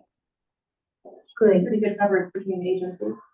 Oh, good. And I'm glad everybody is working together. I know it's been a difficult transition, but I think it's improving, really. I hope. It is. Yeah, good. I respect these people. Thank you so much. That was it. May I go, Director Cortez, I have some questions too. Director My Cortez, questions about the data gaps that were answered. okay. Do you have a follow-up to what she asked? Actually, new question, May I? please. Okay, so I'm much more simple about this. I'm looking at page 5. And page 5, as I'm looking at your yellow, blue, peach colored stripe map. And so what I'm looking at is 2014, that the water looked like that we were minus 17 feet as of 2014. We had a drop in the aquifer down to minus 17. So as of 2014, am I reading that correctly? Yeah. And then as of 2023, we're now down to, we have a drop of 24 feet. So we're going the wrong direction. Okay, so I understand that. Now I want to go to page 30 and 31, because this is, you're saying, okay, this is our problem. We're overdrafting. You've identified to stop that. We prevent new wells and we prevent an increase in extraction. So doing those two things, basically you're just keeping the status quo. Is that we're at minus 27. You've indicated that groundwater is not going back down into this aquifer. So the status quo is not what the law requires. The law requires us to get back to 2014 levels, is my understanding. So how does maintain, and then second of all, how do you do this? Tell me who's going to make this happen and how? Okay, because we're on a crisis. Sure. So, first of all, as far as the new wells, one thing that could be done is to stop new wells, but what we're more concerned about is not the number of wells, the number of holes in the ground, but how much extraction is coming, right? Correct, but you said so prevent increase in extraction. That's not good enough. The next one is reduce net extraction. And how do you do that? So Victoria had a slide there that said you can increase recharge, which in the debuffers is injection. Okay, You so can't just do a recharge fine, you've got to inject down in, Mhm. or you can reduce the amount coming out. That's where That's- different companies. So there's those two mechanisms. So when we talk Mhm. about net extraction, we're saying you got to change the balance on that equation. You can either inject a whole lot of water, or you can do some balance of the two, or you can reduce extraction. It's that net that we're talking about. okay, So starting to inject. Seaside started to inject. Hopefully MCWD starts to inject. But when you're looking at a decline of 10 feet across this huge basin, what MCWD does when we're only taking 1,600 out each year and what we put back, it's a drop in the bucket. So my question is, Seaside Basin is actively looking at injection, MCWD is actively looking at injection, but in the totality of those wells that are either privately owned or people are just extracting because they have overlying water rights, how do you limit their extraction? Just shaking hands now. Now is when we hold hands. I'm really, I'm asking. It's a great question. It's a great question. Deep one. So this is the question, And and so we that's- wanted to be very clear about what was the scope of this study and what happens afterwards. We Mhm. wanted to close this chapter. We wanted everybody to understand and be on the same page with that this is the problem statement. Yeah. And I think we've done, it's been almost 2 years and we've done a great job with that. So the next one, what we brought it to SABGSA for last week? Yeah, last week. And the recommendation that we brought forward was to accept the study and direct staff to reach out to the other agencies that have groundwater management authority in the region to review the findings and start developing the roadmap. What's gonna happen next? So if We're at the you're gonna table. do the same, and we're gonna put our heads together, staff, and it's not all size fits all, because it's a big area, and obviously there are sub areas. And we really need to be coming forward with what can we do now, but then what's the strategic long-term path? So the staff has a lot of work to be done and bring back to you some recommendations on the road. Yes, Ren? Oh, good, I was waiting for you to answer the question, so, oh, dang, go, Brett. Let's hear it. Okay, well, I appreciate that you're at the threshold to try to answer those questions. And I appreciate that the study, and I appreciate the presentation, very well done in that you have truly defined the issue for all of us, that we're trying to do our part. We're part of the partnership, MCWD, working with the Salinas Valley Groundwater Basin. But it's so much bigger. Yeah. And I still haven't, I still No, don't it's not know. gonna be the two agencies. I think that's kind of, we have the authority. The two GSAs have the authority over setting the path and then making sure that it gets implemented. So that's why I pointed out the two of us. It's not gonna be the two agencies bearing the brunt of the cost, or that it's all us that needs to implement the solution, but somebody needs to be leading that. I think that's what I'm gonna looking at friend. But also Water Resources Agency is a big part of, because they do have responsibility for managing resources, and maybe county, definitely county, because the new net extraction, that would come from new wells, and they are the permitting agency of the new wells. So we need to be working with them to see what they do about it. What help us to do. So I do understand that, like for us, MCWD's part in trying to do injection to put water storage back into the aquifer. All of that takes infrastructure money.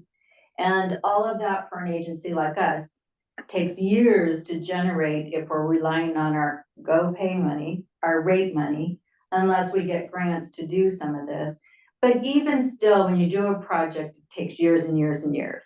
And so where I'm trying to direct this conversation, maybe not as successfully, is it seems like in the short term, the answer is you have to reduce extraction, because it will take all of these agencies many, many years to get the infrastructure in place for injection. Would you agree with that? Or at least that it'll take many years. Agree with the last half of my sentence, is that it would take years for all of us to get enough infrastructure for re-injection to counterbalance what is the current level of extraction.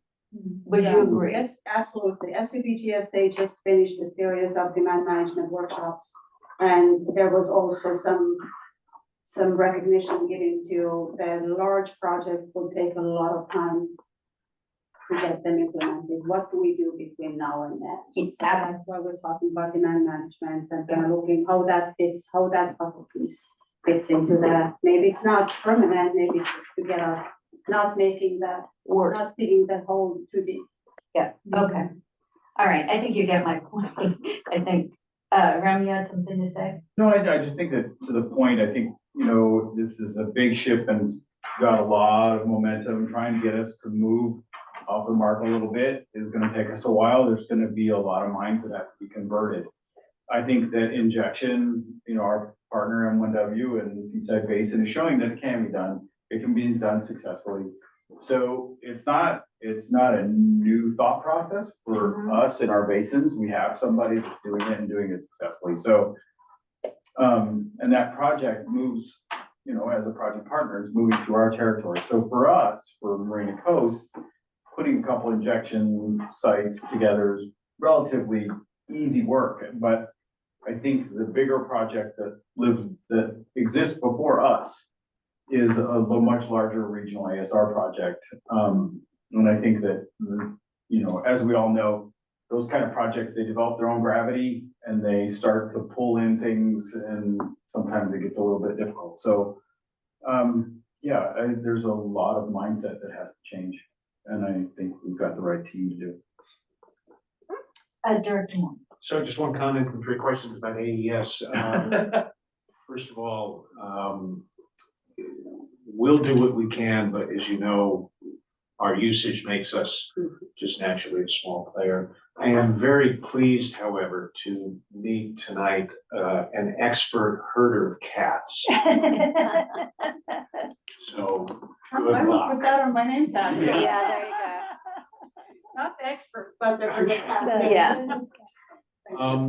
With respect to AES, has AES been done for the entire extent of the deep aquifer, at least the areas that you can actually do AES, or AEM?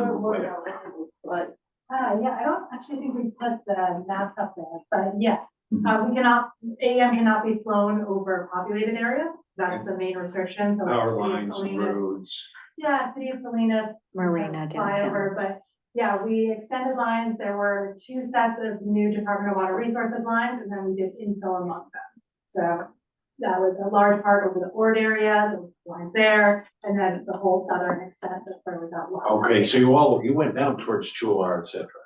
Yeah, down All the to way. Greenfield. Oh, okay. What's the plan since AES, as good as it is in giving us a sort of MRI of depth? It is a snapshot taken within a week or 2 or a month, very short period of time. What are plans for repetition of that? going forward? Good question. I don't, you know, are you planning? We have no current plan to do the repetition, but I believe DWR is discussed doing another set of flat plans. But we don't have a new plan to do ours as of yet. I'll say that we can't, or that it shouldn't. And then, without getting into a long-winded technical description of how you do this modeling, my understanding is that prior to the advent of AES or AEM, whatever you want to call it, the traditional way you did these models was based on well data from little injected pinpricks, needle points scattered about at almost random locations in the aquifer, taking data from those and then extrapolating in between. So now that we have both that information and the AES, how do you integrate the AES data with these pinpoint well observations? So Victoria talked to for days on this. I was hoping for a short. I can explain. I prepared an extra slide just to kind of show you that relationship, just in case. So thank you for asking that question. So this is a slide that does show both the AEM data and wells that we combined together. As mentioned before, we cannot collect AEM data where there's a lot of infrastructure, so we wind up collecting it far away from the infrastructure, but where there's infrastructure, we typically have a lot of these wells.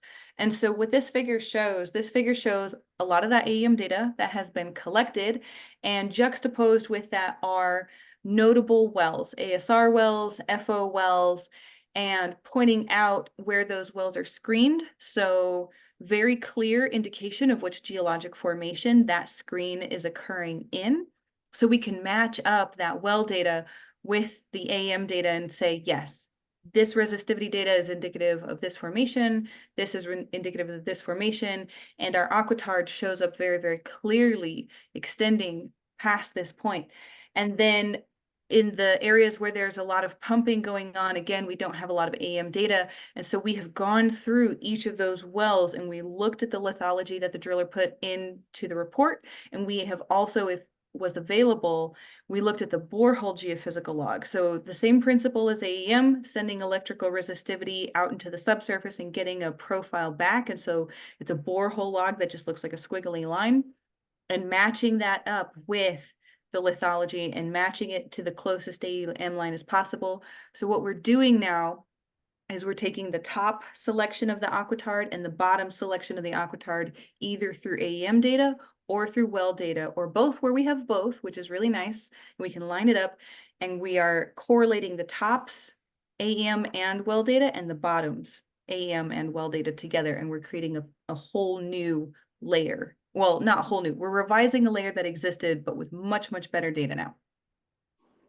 So very much appreciate your putting this slide up, because I think it illustrates a point that kind of got lost on I know on me, historically, looking at the old county water resources, seawater intrusion maps, that this shows that the behavior in this aquifer area that runs the length of the Salinas Valley is very much more detailed and variable from point to point, not just horizontally, but even vertically, with lots of little pockets of different behaviors throughout, which of course, I guess is good for you as hydrogeologists. You'll be employed for many future years. Maybe not so good for our lay understanding of what's going on in this aquifer. So thank you for explaining this as well as you can for us. Okay, I'd like to go to public comment. We have some hands up. I'm going to start with Zoom, and then I'll come back to council member here in the room. Juella Fletcher, you've had your hand up for quite some time. Please, you have 4 minutes. And hi, thank you. Good evening. My name is Julia Fletcher, and I'm a student at California State University, Monterey Bay. I'm enrolled in Dr. Ostavar's water policy class. I just had a quick question. Seeing as this deep water aquifer has a massive impact on the local community, I know it was kind of addressed a little bit before, but I just wanted to reiterate and just to really get a better understanding. How will this information about this aquifer be more accessible to the general public? And is there some things that the general public can do to like reduce the amount of groundwater extraction while also maximizing their usage? I can speak to that. In terms of the study and availability, I believe it's going to be posted on each of the agency's websites and can be consumed along with, will most likely be placed in the slides up on the website. In terms of, what you can do as an individual is conserve water. As half of our source, or currently our primary source of water, potable water for the area is our groundwater, and roughly half of it comes from the deep. The best thing that anybody can do in our service areas is try to use the least amount that they can use. Two other places for data. We have a web map on the SCBGSA web map, and we partner with Marina Coast as well. So you can get current groundwater level, current data there, and we update it annually at least. The other thing is we are working on science communication, and we put some of this into this 3D visualization software to informing revising model layers. And so we hope to use that to help people kind of visualize the aquifer systems that are going forward. Okay, thank you so much. An extra 5 points to Julia for Extra credit? in Dr. Osvar's class. Thank you for joining us, Julia. Doug Yount, if you would unmute, please join us. All right, thank you, Madam Chair. Can you hear me okay? Yes.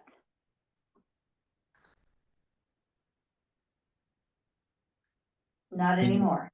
Can you hear me? Now we can. Okay, Yes. sorry, I'm not sure what's happening there, but just, I guess an overall generalized question, but first let me thank the board for this presentation, and the consultants is very helpful and very comprehensive, so I appreciate. As a water user, obviously a significant one in the region with representing the Dunes project, this Doug Yount with Shea Homes. Just a question relative to the unsustainability portion that's been proffered here, is that there's obviously a concern, rightly so, of overdraft situation with inflows outstripped, by pumping. The question I have, though, is at the current extraction and the current demand behind that extraction, what is the time period we're dealing with relative to creating, a significant issue? Is it yesterday? Is it a few years out? Is it 10 or 20 years out? Or is that question knowable relative to how immediate is how unsustainable is it, and given this rate of extraction, when do things really become critical relative to the 900-foot aquifer? Yes, thank you, Mr. Yount. We'll have questions. My answer was yesterday. Now we'll listen to the experts. Excellent question. And there are different schools of thought, even within hydrogeology, about how to go about this. We did not feel comfortable putting a date on that. There's too many uncertainties in those calculations to give a good, you're going to see seawater intrusion tomorrow. We know that the conditions that we have make it susceptible to both having risks to seawater intrusion and subsidence, but you don't know that you have subsidence until you see it, right? And same thing, seawater intrusion, we can do better monitoring to detect it when it gets there, but you can't actually, it's going to be X number of years. So unfortunately, sorry, it's a very unsatisfactory answer. We wish we could give you an answer for that. But it is enough that we are worried about the system and putting the water supplies at risk. I think there's an easier solution. Sigma requires that we get to sustainable, and that's what we're gonna do, period. There's a legal answer to the question. Exactly. Until 2040, what fixes 2042. 2042. That's tomorrow. I know, so we gotta get going, to your point. Yes, that's to my point. Ms. Biala, Councilmember Biala from the city of Marina, who I know has been actively fighting this water issue. Do you have comment? Yeah, I. Would you like to go to the podium or you want to just do from there? It's up to you. That's fine. Okay, so, I have 4 questions. The first one is on, the graph on page 18. And, so I understand that it's 17,600 acre feet a year that you're extracting, and I was a little amazed that from MCW it's only extracting 1,600. Is that right? So this is done by region, and I think in some other graph there was also some discussion about urban versus ag. Can you kind of estimate the 17,600 based on ag versus urban use? So I think you go to the recommendations. Yeah, yeah. So I don't have the numbers off the top. No, that's one. That. There you go. I don't have it off the top of my head, but you can see, depending on if you want it over years or a certain year. The purple is urban essentially. So the darker colors are what we know are just coming from the deep aquifer, and the lighter colors are wells that are cleaning up the 400 feet. So some portion of that is off. So it gives you an idea of what it is, but I have to go to the report. Yeah, it's hard for me. I can see I'd visually. say maybe 2/3 are ag, 1/3 urban, just to look at that graph, roughly, in everything here. Urban. Okay, and that's for all of the, just from the deep aquifers. Okay, great, thank you. And second question is on page 33. You have your graph, if you could go through just so I understand something. This presentation was great. I want to say that I learned so much, and it's really sobering too. I'm just feeling you're not really completely understanding the gravity of what you're presenting until now. So, so on the deep aquifer, you have the picture of the seawater intrusion at the 400 and 180, but you don't have it for, for the deep. And I'm presuming that most of the seawater intrusion is going to come laterally, but before all of this uncontrolled pumping from the deep aquifer, was there pretty much not any lateral from the ocean coming? Is that? Yeah, so these are sort of showing the pathways that potentially seawater could intrude. Right now it has not been detected in the deep aquifer. So it hasn't come in yet to our knowledge, right? It would be a really long pathway to come in all the way from those outcrops to the Monterey Canyon all the way in here. It's a pretty quick pathway to go down, right? Okay, so you're saying it hasn't happened yet, even lateral. Right. I mean, vertically. Even vertically, we haven't seen it. Yeah. Okay, thank you for clarifying. And I was just as concerned about what Chair Morton said of the on page 5. Saying how are you going to get to 2014 SUMA mandated levels? When you look at this chart, it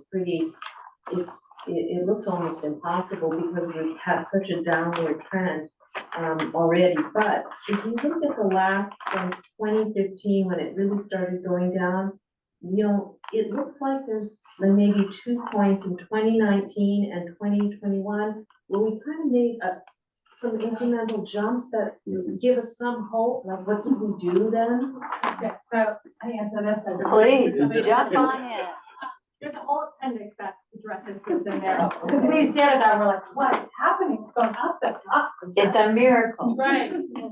So that's somewhat of a false increase there. So that's sorry, squashing your hope. So these are based on fall groundwater levels. So we have this regional flux here where most of the pumping is in the summer when we need irrigation water. So that's when groundwater levels are lowest. Fall, they're starting to come back up, and then we get winter rains, and that's the highest bit of the cycle. So fall is kind of the neutral level, essentially, when a water resource agency takes most of their measurements. And that's what this is based on here. However, we saw this one, what's happening. The pumping here is annual pumping. So it'd be overall in the year when it's happening. But really, most of the pumping is occurring in the summer months when we need irrigation water. And the appendix, it breaks down what the monthly pumping is compared to the groundwater level when we have a monthly measurement. And we see that For several of the wells that are going into this, they're pumping in those years, the couple months preceding the fall measurement was much, much lower. So it kind of gave those groundwater levels time to rebound. But it's somewhat of a false rebound, right? So they go right back down in the time that they're pumping. So it is overall on a downward trajectory. So you can't limit that. The hope, if I can offer anybody hope, is this was when we saw those CSIP wells, the Pasture Well Seawater Intrusion Project wells come online. You can see it did go back to artesian conditions, but it did go back up. So we do see it actually very responsive to pumping. It's combined aquifers with more pressurized there. But it is pretty responsive to how much pumping. Great. Okay, well, so much for that. I thought we had a magic wand right there somehow. Okay, and let's see,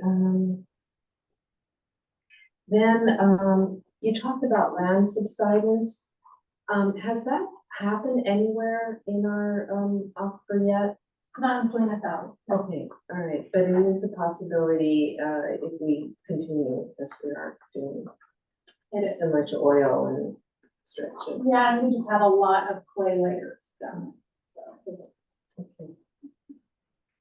Okay, I think that's it. My question about this was asked about if we stopped any new pumping and just maintain where we are, what kind of bad trajectory are we still in? And you answered that. We are still, that's not enough. Thank you. Thank you, Jen. Thank you. Okay, I'm just gonna check out in the audience on Zoom. I don't see any additional hands, so I think we have taken all of the public comment. And we're receiving your report. Thank you very much for your detail in the report, your detail and your answers, and the fact that we view you as partners. I want you to hear that as well in this room with the Salinas Valley Groundwater Basin. I know Vera, our expert, was up and has contributed. And I think, as Director Vice President Schreiner said, that we are in a collaborative place. There's not enough players in the room yet to solve this huge problem, but we appreciate that MCWD and the Salinas Valley Groundwater Basin are leaders and moving forward before it becomes a worse crisis. So thank you for coming and Very sharing this. appreciate it. It takes a village, as you know, so Yeah. we'll do that. So we're trying to give you some accolades for all of your efforts. Yeah. Thank you, Victoria. Yes, Thank you all. Victoria, I'm giving you a shout out all by yourself Thank you. and making it understandable for us. Director Moore. Yeah, just one quick follow-up question, I'm sorry. Oh, they're done. Yeah. In the various projects you're thinking about, this is triggered by that CSIP expansion improvement. What are the barriers to expanding CSIP by another 2,000 acres, so 5,000 acres? Source water and money. Monterey One Water is already taking water from the river under certain conditions. Could that be expanded to be able to take more deep aquifer pumping off? The whole question becomes the source waters that are available either from the river or the recycle or the effluents that are available. And right now, I don't know if we have a clear understanding of how many hands are trying to take each one of those and trying to establish what pots of source water may be available. But yes, you're absolutely right. Increasing that area to get those ag operations in those areas to get off the deep-walk would be a great solution. Yeah, we do know that there are times when there's an awful lot of water that passes right by the Monterey One Water down the Salinas River into the ocean. If there's a way to capture even some quantities of that. And as Brim mentioned earlier, you know, we have the inputs and we have the outputs, you know, we're actively, we tried to get a grant. We applied for the grants for injection project into the deep aquifer. We were unsuccessful with that DWR grant, but that doesn't mean that project has died. We're moving forward with that.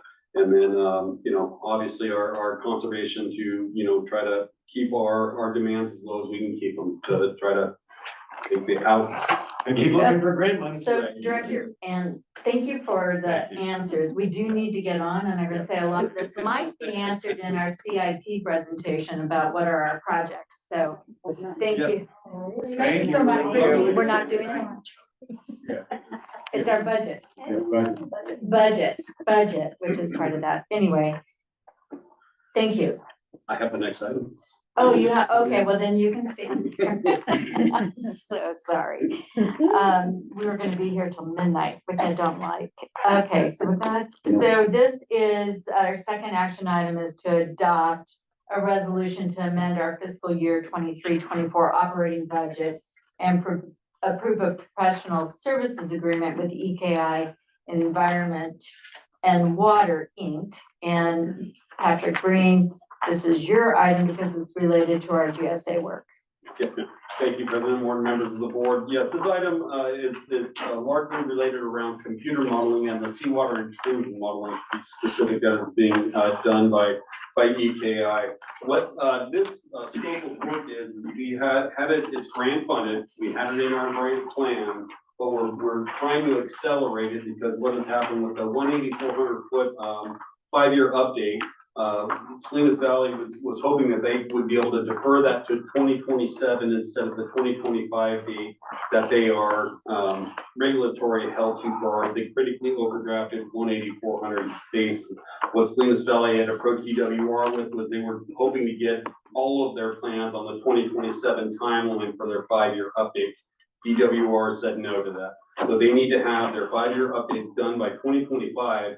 And a large part of that update are these feasibility studies. And so in order to fully assess the effectiveness of these feasibility studies for the extraction, seawater intrusion extraction barrier, the ASR projects, and those projects, we need to get the seawater intrusion model completed quickly. And so this, like I said earlier, this money was already scheduled to be done next year. What we'd like to do is move it forward in time so that we can get to it now. And so as you've seen in the resolution, we have a professional services agreement for them in the amount of $275,000 for this work, fully grant funded, fully reimbursable, and then also the amendment to the budget that's included in the packet. And I can take any questions. Move approval of resolution 2024-GSA02. Second. So first and second, are there any questions? Any public comment? Now would be the time. I see no hands going up. We'll take a roll call vote.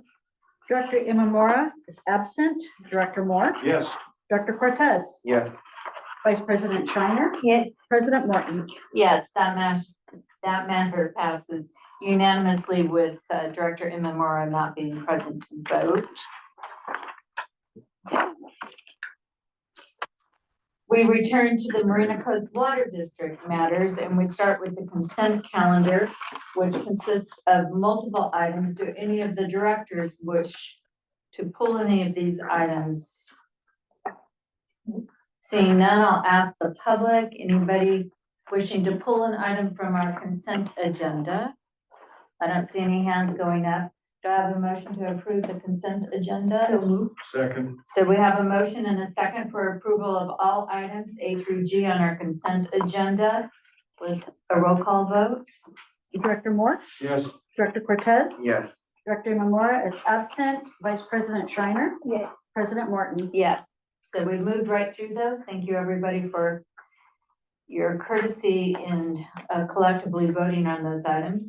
Next, our action items. The first thing is we're considering the introduction and first reading of ordinance number 63 and yes. 12A, adopt resolution The number. new agenda, Revised. Oh, I have a new agenda. the one that was revised. Oh, I'm so sorry. I have so many pieces of paper.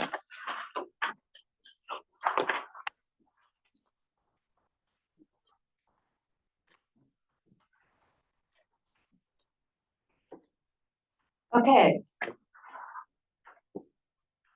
So we're on action 12A. I'm with you now. Sorry that I missed you, Garrett. That's okay. Okay, so this is to adopt a resolution to amend the fiscal year 2023-2024 capital improvement budget to fund water and sewer improvements coinciding with the City of Marina's MGM Parkway widening project. Yes. Excuse me, Madam President, Madam Vice President, Directors, thank you. This is just a brief change. We are going to use some programmatic budget, from some of the projects that we had funded in the CIP to do some repair work and some improvements on 3 sections of the 3 separate force mains that are in the alignment of the new MGM Parkway widening, and 1 area of water main that crosses the new alignment. We're going to eliminate that line and eliminate that liability.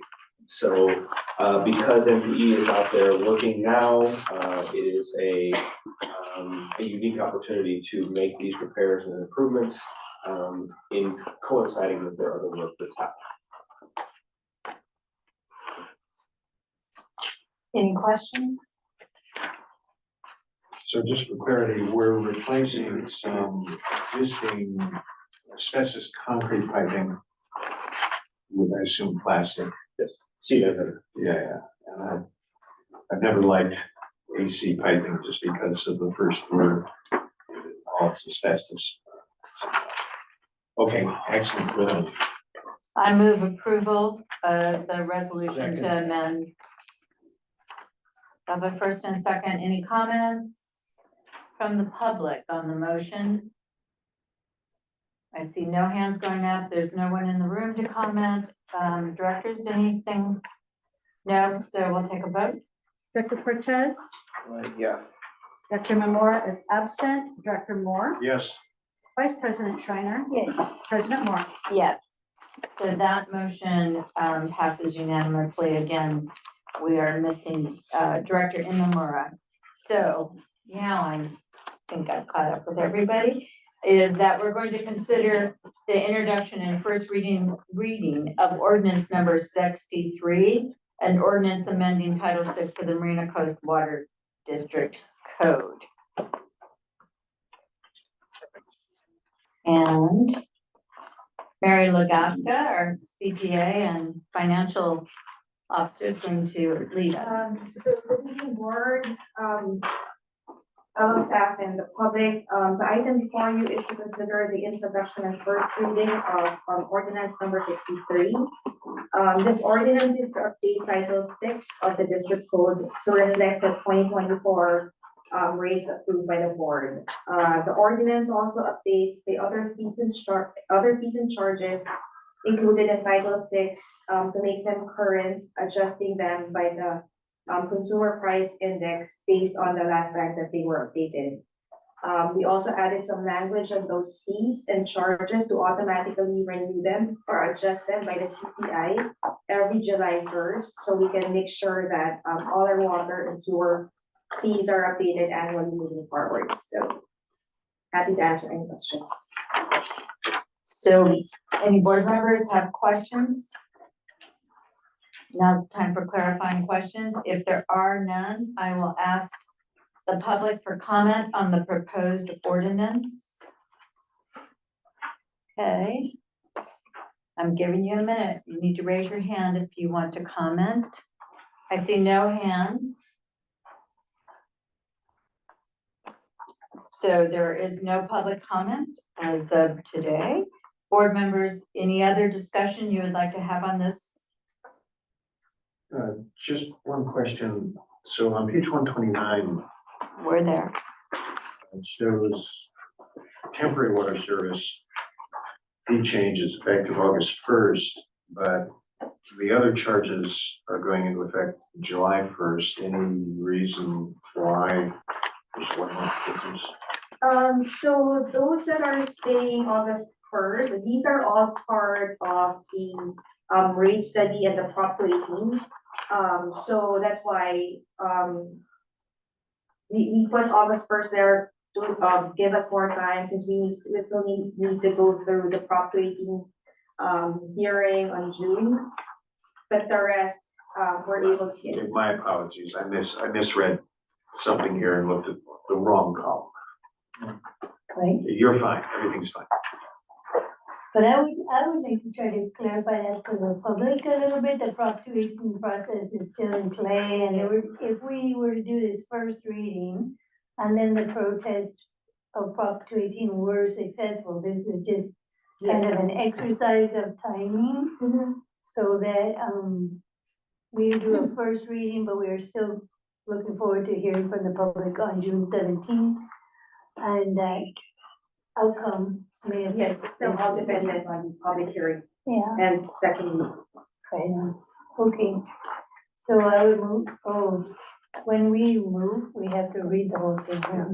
Oh, I will move to waive the reading of proposed ordinance number 63 and ordinance amending section 6.08.010, 6.08.020, 6.08.030, 6.08.040, 6.08.050, 6.08.060, 6.08.080, 6.08.090, 6.08.100, 6.08.110, 6.12.020, 6.12.030, 6.12.040, 6.12.050, and 6.16.010 of the district codes changing rates, fees, and charges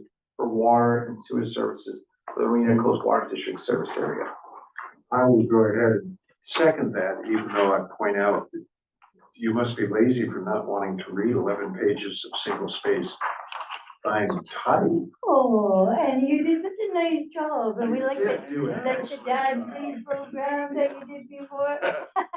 So we now have a motion and the motion has been seconded. It is time for a roll call vote on the motion to waive the reading. Director Imamura is absent. Director Moore, Yes. Director Cortez, Yes. Vice President Schreiner, Yes. President Morton. Yes, so we have a unanimous vote that the motion to waive the reading of ordinance number 63 has passed and the ordinance is introduced. Thank you, Madam Chair. Yes, Ms. Legaska. Okay, so for the next item, this evening, I will be presenting the proposed fiscal year 25 budget. Here's the budget.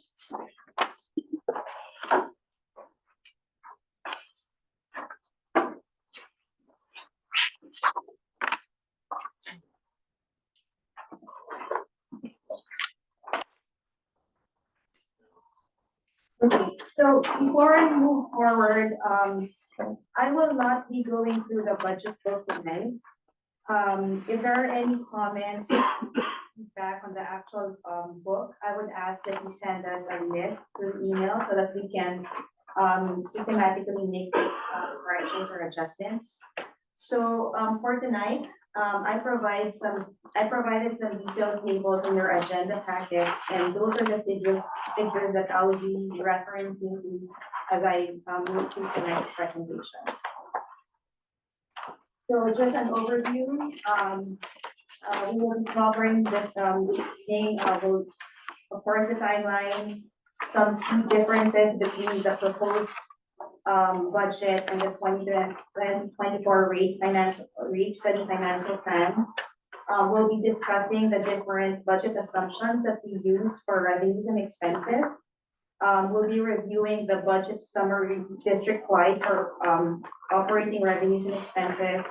We'll be going through our CIP list and reserves. Next slide, please. So timeline, we shared the budget schedule to the board back on Feb 19. April 2, we presented the preliminary proposed budget to the Budget and Engineering Committee. We went through the different items in detail.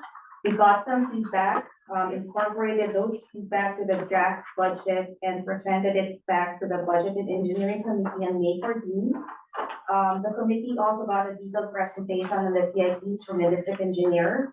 And today we are doing our budget workshop with the entire board, and June 17, we are scheduled to adopt the fiscal year 25 budget. Next slide. So I wanted to discuss some key differences and assumptions between the proposed budget and the financial plan. So what is unique about this year is that we also did our 5-year rate study. So we had a fresh look into our finances with the help of a rate consultant. It's very important that our budget is in line with the fiscal plan.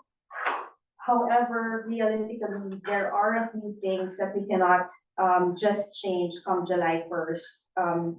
And that is where we are going to have some deviations between the proposed budget and the fiscal plan prepared by the rate study. I will be talking about some specific items in detail, but just to go through the table. So the rate study fiscal plan is a 5 to 10 year plan. And then the base of the financial plan is based on the fiscal year 23 actual numbers. A key difference there is that in the proposed budget, the base of the 25 proposed budget is actually the 24 budget, but I also did factor in, I normally review like 3 years worth of estimate of actual numbers together with a 24 budget in putting my budget together. So there's a lot more data that I factored in when preparing this 25 budget. Also a difference in assumptions, escalation factors that were used, that are used in the fiscal plan are normally more general, and it's spread to a 5 to 10 year plan. So for example, the interest revenue that was used for the assumptions were based on the historical returns. And as you know, based on, let's say, the quarterly investment report that was just presented, the last few years of investment returns for the district was not that good. So based on that, Mark used a 0.75% rate of return on his assumptions for the fiscal plan. And when I prepared the fiscal year 25 budget, based on my last report, you can tell that I have investments between 4.86% and 5.42% right now. I do expect to hold those rates, those high rates until the end of the calendar year. Maybe next end of the calendar year, come January, we don't know what's going to happen, but I factored, I budgeted conservatively between 3 to 4%. But as you can tell, my assumptions were a little bit higher than Mark's assumptions, given that I already have some investments locked in those high interest rates. So those are some of the key differences. And of course, BG&E costs, he factored in 10% increase to those 5 years, but we already know that between the 25 and the 24 budget, we are looking at 32% increase. So, and those are things that we cannot control. So, but then again, what we did was on the fiscal plan, there's 5 positions, new positions budgeted there. On the 25 budget, we made a decision to hold off on those new positions. We need to compensate for those things that we cannot control. So that's how we are trying to compensate or balance our budget. Next slide, please. So some revenue budget assumptions. So the numbering here should tie with the first table 1 on your agenda packet. So I put numbers on the revenues so it's easier for everybody to follow through. So the proposed revenue for water, sewer, and recycled water was based on the 2024 rate study. So that's the numbers that I used, and these are the assumptions that we that was used in the rate study. So growth rate for Marina is only 0.8. Or we're looking at 5%, and of course, the increases based on the rate study is here. For water source fees, GSA, the revenues are generated from the other water cost centers. That's Marina and Ord, and GSA is charging $300 per acre foot for water pulled from the basin, and it's indexed to increase annually by the ENR CCI. So every year we'll be adjusting this number moving forward. Yeah. Just one point of clarification on the left-hand side of your table there. This isn't, water increase refers to an increase in revenues from water consumption, same for sewer, same for recycled water, is that correct? Rate increase. Right, Money. but it isn't necessarily people using more water No. or creating more wastewater, et cetera. Yeah. Okay. It's the rates, and it's the revenues, I'm sorry. This is a revenue. Revenue, Next slide, please. So, continuing with the budget, our revenue budget assumptions, number 4 and number 7 is the developer revenue and capacity fees. So those are based on the expected activity in the area. So what I have here is the table that we used back in 24, where we were expecting to build 668 units in Ord and 65 units in Marina. As of end of 24, only 65% of that was constructed for Ord and 46% was constructed for Marina. So for fiscal year 25, based on our engineering estimates, we're looking at around 416 units for the Ord area. So this is how we based our budget for the developer revenue and capacity fee.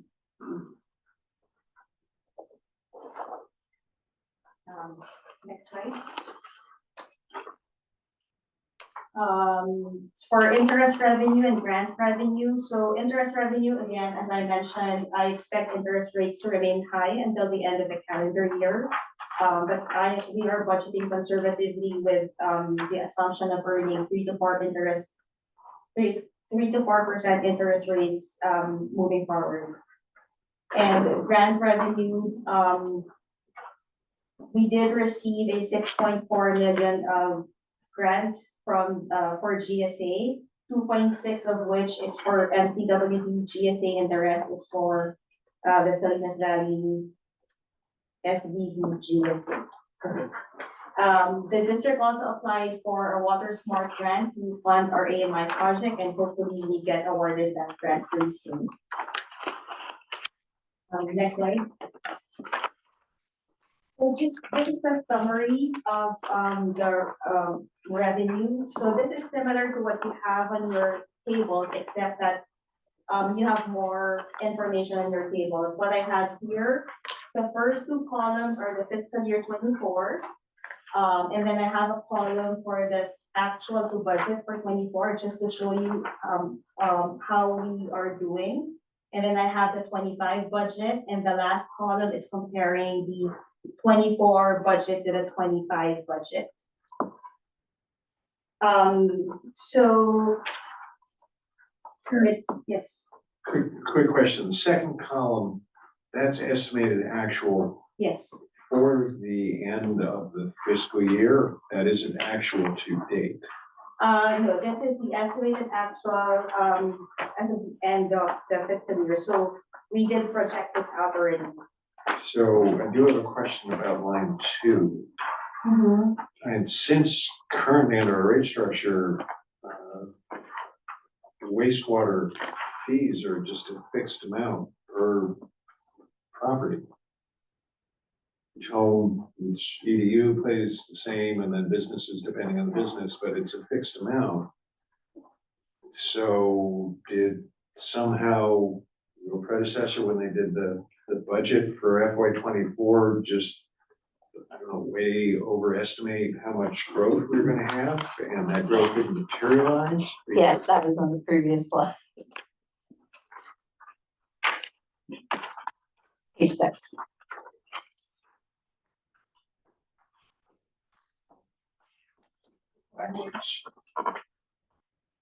Yes, so, that's one of the conversations we had with the Budget and Engineering Committee.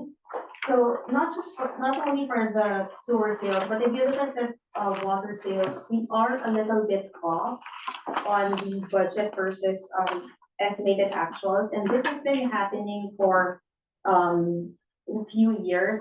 I'm not really sure, since I haven't been here that long, but what we use for the budget for the water, sewer, and recycled sales is based on the 2018 rate study. So I would say that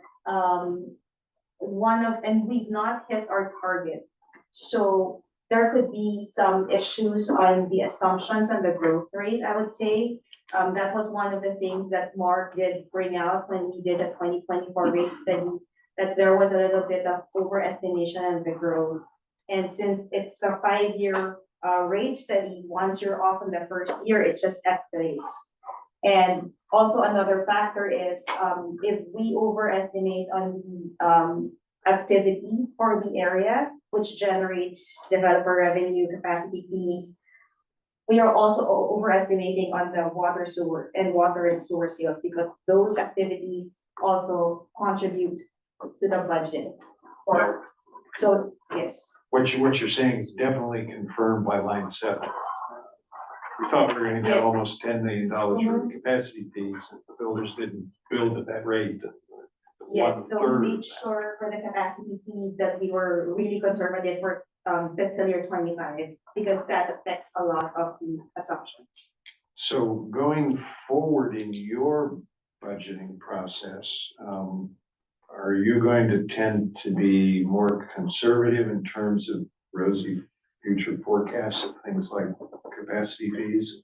Yes, that's for sure. Not conservatively rosy, we're just gonna be more conservative. Unless there's some dramatic change in the interest rates where people are buying homes, different things, the market changes. I mean, factors can change, but where we are now, you have to be conservative. Yeah, I think that, you know, and this is something Mary and I have gone over a number of times, you know, overselling revenues by $3 million, that's a lot. Yeah. Right, and Yeah. so it means that the senior management team has to do a lot to kind of gauge that, so that we know where we're gonna come in, and we have to, not only are we trying to come in on the budget, but we're also then predicting that we're gonna have to come in a little bit shy, so we have to, you know, really rein in spending and watch spending as we come into the last fiscal quarter. So they've been great about that, and we haven't gone over the number, but over projecting revenues clearly is a false sense of security and not something that we. And if you under project revenues, reality turns out to be better. Then it's rosier.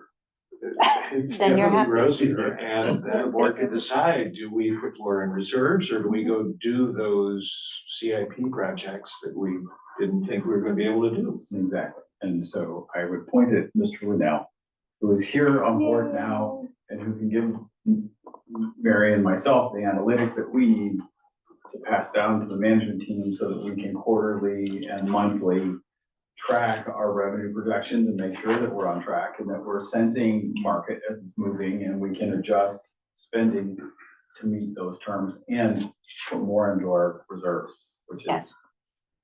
needed. So I know you're off by a few, the board, we were off by 70 million. That's all. 70, 70, and it was 0. Budgeted 70, received 0. So it is perspective, and I do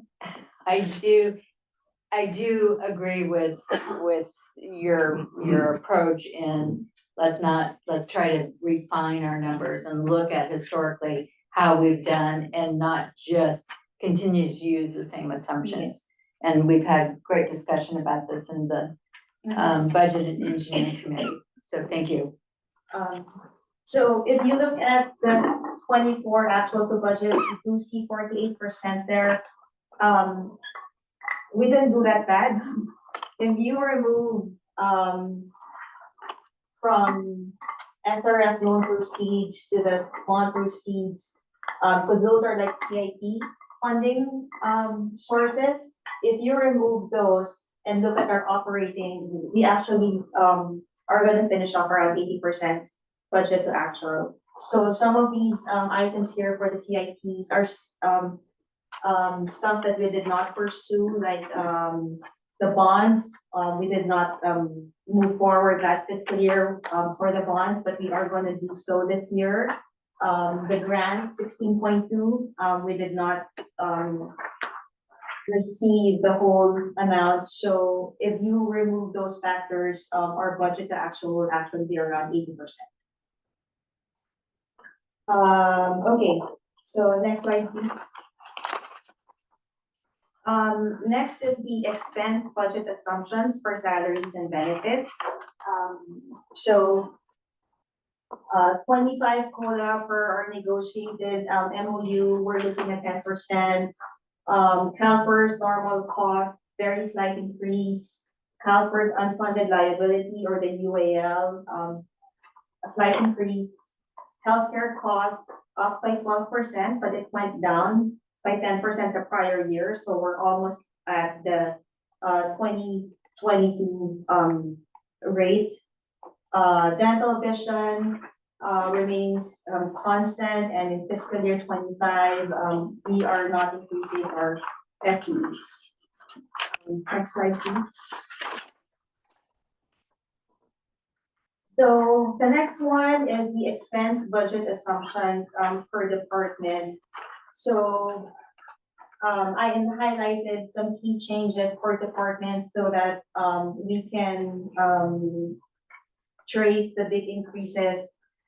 So admin, our insurance cost did increase by 68%. So that's a big one that we don't have control over. We're also paying for the modular rental for the org office, 94,000, that wasn't budgeted in 24. Increase in legal fees. But we also are looking at 140,000 savings in bank and admin fees. So those we are able to attain through negotiations with, we negotiated with Mechanics Bank to bring down our account analysis fee. That's roughly 40,000 a year. So they're working with us, not charging us anything for our checking account. And historically, we've paid 100,000 in credit card fees. So when customers use their credit cards, there's a 3.25% credit card convenience fee that we have been covering. And starting July 1st, we will be passing those to the customers. So that's how we're looking at 140,000 in savings. But I also do want to point out that although we are passing on the 3.25 convenience fee, we will also be introducing some additional payment methods available to the customers around July. So we have a big project coming, and we will be introducing a lot of new ways to pay without incurring fees. O&M, like I said, we budgeted a 32% increase in PG&E. But we also eliminated the O&M had an emergency repair line item in fiscal year 24 for 400,000. That's why, although we're looking at 32% increase, the overall increase for O&M is only 4%. Water resources. The water resources budget, you're looking at 2 million there. This is because there's a 1 million budget there for the GSA grant that we already received. So that's otherwise, without that, we're looking at 3% for O&M. Sorry, water resources. Yes, sir. Ed. Is that modular going to be $94,000 a year in rental going forward forever? Yeah, as long as we keep it, till we have a new facility. We can't just buy it from them? I mean, $94,000 a year in a lease rental seems horrendously high. They typically don't do options to purchase, at least we look at it, but usually. We weren't planning to be there that long. Not too. What is the modular? Sorry. The shower facilities that we Oh. went into? Yeah. Yeah, so, Oh, that's a modular. Yeah, it's a portable. yes. What, the equivalent of what, 2, maybe 3 modular homes in size? Probably one double wide or it's two people. 2 double wides, I think, Yeah. would be considered. So how quickly can we get out of this lease? 3 years. Yeah. 2 more years. But we need a new courtyard. Yeah, no, I understand. So by the time that's built, we started now, Yeah. then we, you know, lose. All right, I had a question, and the budget includes 1 million in GSA grant. Is that the grant from this year, the 2 million plus our share? Okay, thank you. So some of the grant is going into the operating, some is going to the CIP for the monitoring. The wells. Yes. Next slide, please. I have another director Sorry. question, Director Cortez. I had just a clarification. The increase in engineering, is that because we're fully staffed? No, this is the department, this is not salaries and Oh. benefits, this is the department expense. The increase in engineering is due to the developer expenses. So, the developer expenses lives within the engineering department. So, but with a developer, whatever I budget for developer revenues, I budget the same for the developer expense. So I think I'm looking at 800,000, I think, for developer revenue. these are all for plan checks and 1.5. engineering we do for them, and it's fully reimbursable by. Okay, it's all passive. $770. 770,000. No, this is all fully reimbursable. Oh, and I assume we're A wet passing line? some overhead costs. I'm Yeah, sure. in your packet. Yeah, we're On this, making headway in tracking all of that significantly. It's been more, they've been more active on engineering.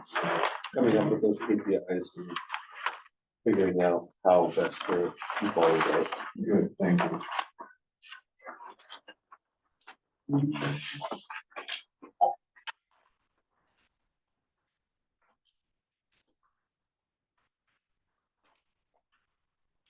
Next year, birthday, right? on the first page. There you go. Yeah, table one. So this is the revenue we anticipate. True. So that's 700. Mr. Cortez is getting older. His eyes. Okay, you might be right, yeah. It happens. Do you see everybody's readers at the table? Yeah. Yes, all of a sudden, they plummet. So in about another 15 years, Herbert, you'll be, we said right around. I was trying on 15, thank you. Yeah. So, Director Cortez, did you get your Yeah, I question? know those numbers. Yeah, Did you get your question I know. answered, or will you have a follow-up? no, we're good, yeah. Okay, thank you. Neil, next slide, please. So this is the expense budget summary district-wide. As you can see, salaries and benefits, we have a 9% increase, and that is due to the COLA. Department increase, we discussed that in the previous slide, we're looking at an overall 17% increase. Franchise fees, nothing for 25, since we did not renew the contract with City of Marina, so we're saving 50,000 there. What else? CIP, roughly the same, 38 million. Let's see. So, transfer to capital and replacement reserve, we are only budgeting 1.8, and that is half of what we transferred the prior year. As you recall, money's gonna be tight in fiscal year 25 in the next few years, so we can only afford to transfer 1.8. And the last number there, the transfer to and from reserves net, although you see a negative 12 million, don't be alarmed. This is due to the CIP funded by the capacity fees, which is roughly 10.8 million that you will see in the next slide. And that 10.8 is dipping into our reserves. So that's why you see a negative 12 million there. Did you have a question, Yeah, Director? no, just a comment.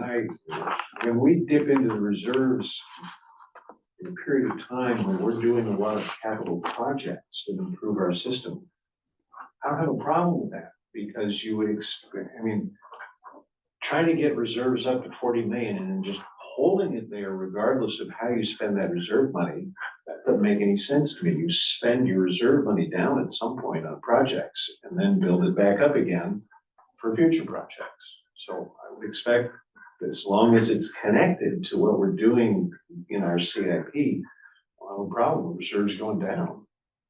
So therefore, So at least some- reserves that are for the purpose of projects should be going up and down, putting money we spend, Right. but operating reserves should be. Should be all going up and then steady. Steady and Should be a little bit higher than they are right now. Yeah. Okay, next slide, please. Okay, so other expenses, our debt service principal is based on the debt service schedule that we have. We're looking at 2 million. In principal payments, capital equipment, we have a nice list here. We're looking at 812,000 for this, new equipment and vehicles. Next slide. Here we have our summary by funding source for our capital improvement project. We're looking at 38.8 million. And as you can see, we're looking at capacity fee funded project at 10.9, capital replacement as promised based on the rate study, 2.6. And then we're going for our 2024 bond, the 20 million that was discussed during the rate study. This is the 7.4 is for this fiscal year.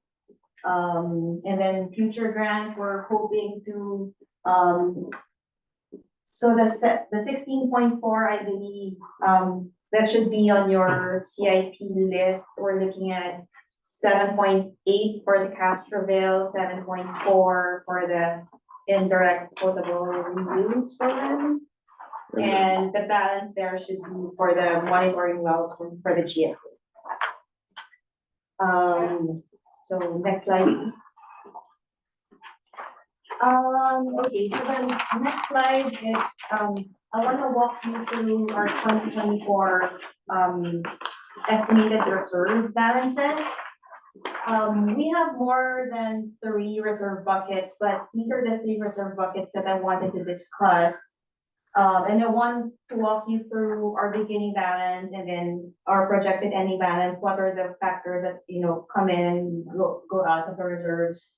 So let's say capacity fee reserves, and I just want to say that the beginning balances are audited figures already. So this matches our fiscal year 23 audit. The beginning balance for capacity, we're looking at 6.4. And then between the capacity revenue that we generated and the capacity fee funded project that we are expecting to complete, we are looking to end 24 with 16.3. So we got more than what we spent on the capacity fees. The 916,000 there is the net number, so I wanted to calculate that for you already, so you don't need to add. So that's the net number between the beginning and the ending. We went up 916,819. Yes. Perfect. And can I ask a question about capacity fees through the chair? Yes. So as I understand it, capacity fees are based on 2 components. One component is to help us pay for new infrastructure that we need in order to serve whatever that new development is. And the other component is a buy-in to sort of join us like the rest of our customers who've been our customers for decades. Is this capacity fee reserve fund just the portion for new infrastructure? Or is it all of our capacity fee collections? So as you see, the first line item after the beginning balance is some transfers for the debt service and the buy-in portion that you were referring to. So I think that's based from the capacity fee study that was done 2020. So they calculated some percentage already that we can transfer from capacity fees to release to unrestricted for the buy-in portion. So that's the negative 716 that you're looking at. So that's for the debt and some buy-in portion. But where does that buy-in portion go? Does it go into the capital replacement reserve? No, it goes to the operating. It's released to the.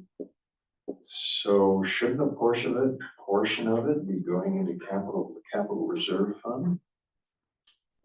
No. I mean, We can, in an odd way, it's going there if those dollars, some portion of those dollars is making it, right? This money is flowing into the general fund, some of it's paying its debt, and some of it is sitting there. There is 1,992,000 that's flowing into the capital reserve fund. So by levelizing the general fund tank, it's allowing us the ability to put funds into the capital reserve. Yeah, I guess I just want to make sure that when we set our capacity fees, we have a piece for new infrastructure, we have a piece for a portion of debt service payment, we have a piece going into operating reserves, but we ought to have a piece that equalizes these new folks in capital replacement reserves. It already makes sense. No, it's already doing that. Sorry, I shouldn't have started with no. I know we can start with no. I can take it. Yeah, it's just a bad way to start a conversation. I think that the capital fees are paying for the infrastructure needed for the new assets. They're paying to their buy-in portion, and that portion then goes to debt service and to existing expense. That existing expense money going into the general fund, for lack of a better word, it is funding the PAYGO capital. So I think it effectively is part of that. We're just not reflecting it directly into the capital replacement reserve. right, so the capital replacement reserve itself is our protection in the event that we and this is a past practice that Mary and I are trying to uncouple. That reserve is supposed to be $3.6 million and it stays $3.6 million and we don't touch it unless we have to go get it. Our past practice was we were using it in the general fund and we were pushing money in and out of it. So what happens with PAYGO, rates are paying for roughly $3.6 million every year to move our capital program forward. If we need replacement capital during the year, or we have an emergency or whatever, that's when we dip into the capital reserve. It's not an account that we're going in and out of on a regular basis. The operating reserve is what we're going to go in and out of as we use PAYGO. So it's appropriate that capital reserves, the capacity fee funds, fund the future, they fund for debt service, and they fund their portion, their kind of catch-up portion of PAYGO. And I think that's to the point. It's just, it doesn't have to leave operating to go into capital, to come out of capital, to keep moving. That bucket gets filled when it gets level, unless we need it. Okay, thank you. All right. so the next bucket is the capital replacement reserve. We started with 3.4. Go ahead, you're fine. I'm just gonna say, we put in more money than what we spent. Yeah. So that's us funding the reserves. Good. Good job. That's 24. So operating reserves again, started with 11 million, we're ending with 8, and that's between, all the operating revenue coming in, operating expense, our debt service, and a few CIPs. So I have two numbers here. So the first number, the 538,000, that's the total without the transfer, the 3.6. So that I can show you operating wise, we ended up with a positive number. But once we factored in our decision to transfer 3.6 to the capital replacement reserves, then we're looking at a negative 3.1. That's why we started with 11, we're ending with 8.6. But operating wise, we're in the positive for 24. So just to clarify, and you can agree or not, was to Director Moore's prior question was why would you take your transfers, your capacity fee reserves that were going the buy-in portion, the pay debt, the buy-in portion. So this is an exact example of why it goes into your operating budget. And then the board allocates how much of that after we pay all of our expenses, how much do we have that we can transfer to the capital replacement reserve? So ultimately, of that 3.640, you see it coming out on the very last line, transfer to fund capital replacement. And you see that going in to the capital replacement reserve. And a portion of that is from these capacity fee reserves. So, if I may. Please, I want to make sure we all understand So this. then, when we do a capital replacement project, that money comes out of the capital replacement reserve, not out of the operating reserve. How do I say this? No, so we're no longer using we don't use the reserve accounts as a funding engine. So money leaves the reserves and moves into general accounts and then does funding. In the past, and this is a problem we've had, is that money the district had was being held in the reserve accounts as if they were general fund accounts. And we were transacting in and out of reserves. So we never really had a reserve balance. We were actually running a series of general funds. So what we're doing now is we're setting the reserve accounts alone, and we're running out of our 6 general fund accounts. And so when we're funding capital, pay-go capital, that money is sitting in our accounts, not in our reserve accounts. And we're funding out of that account.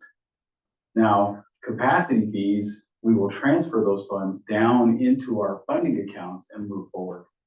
So money leaves these accounts to head to our general accounts to do funding. So then on this slide, the only reason to do the 3.64 transfer to fund the capital replacement is to bring the capital replacement reserve fund up to the level that the board wants it to be at. Bingo. Thank you. Perfect. Next slide, please. Almost done. Okay. So this one is for fiscal year 25. So this is based on our estimated carryover from 24 plus the budgeted amount. So this picture is assuming we collect everything that we budgeted for and we spend every dollar that we budgeted for. So this is worst case scenario. Well, it depends on how you look at it. yeah, Best case or by scenario. operating worst case scenario. But anyways. For So Derek, capacity- it's the best case scenario. So capacity fees, we're rolling forward, 17.3 million and, transfers and everything. This is the budgeted revenue for capacity fees. And this is where we have the 10.8, CIPs for capacity fee. So from 17, we are gonna end up with 7.8 8 million if we do everything that we need to do. Capital replacement, we're starting with 5.4. We're transferring 1.8, but we did budget a lot of projects for capital replacement this year. And including the capital equipment purchases, we are looking into dipping into that bucket 4.3 million, so that will bring us from 5.4 to 2.9. Operating reserve, starting with 8.6. And again, I have two numbers here. We're just looking at operating, we're looking at a negative 516,000. And with the transfers, we're looking at positive 450,000, and that is because we have some transfers coming from the capacity fee, the buy-in portion. So this is how we expect to end 25 if we collect everything and we spend everything. Any questions? I do have one. I want to try to remember, so please remind me, why the regional diesel project refurbishing and the capital improvement projects, maybe it's a question for you, is under capital or capacity fees rather than grants? The funding source of that. There's two lines, 24. Yeah. So those 24. projects we've determined need to move forward to expand our water supply portfolio. That does not mean that we're not actively pursuing grant funding for those projects. And so if we are successful in getting that grant funding, it will just reduce the amount of capacity fee spending on those particular projects. Okay. I'm gonna try to keep that in my mind. Thank you. Okay, like. Oh, and lastly, we are recommending the waiver of section 6.08070 of the district code that provides a 25% of all fixed monthly charges, shall be used for long-term water supply projects. So that's the section. However, this requirement may be waived by the board on an annual basis. So, and that concludes my presentation. Happy to answer any more questions if there are any. Director Moore. So we do that waiver, we can't do that tonight. No. It has to be agendized and As Yeah, part of the so budget. When we adopt the budget in June, one of the nominees are fully. And then once we've gotten the budget all taken care of, and Mary and her staff can actually get some sleep for the first time in months.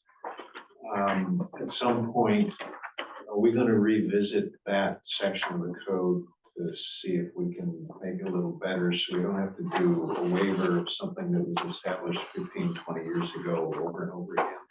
100%. It could be put on the agenda Yeah. for the budget engineering committee. Right. Yeah, it's totally. We're really good at rewriting stuff. These people love us, right, Jen? I realize that it's on, I'm just about to make this announcement.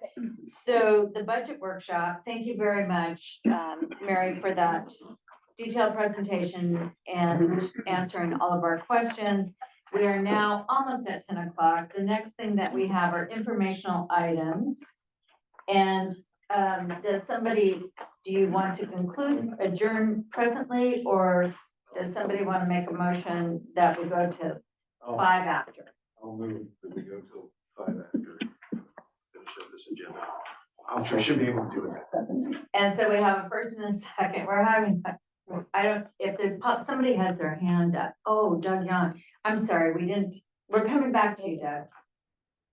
Okay, so with a hand up and comment on budget. Go to 10:05. Do you want to amend your motion to 10:10?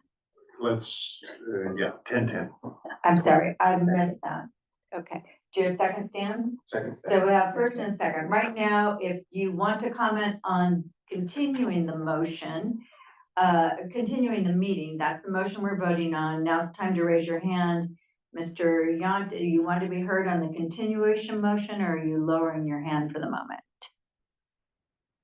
Gone. Okay, so no comment from the public on the motion to extend till 10:10.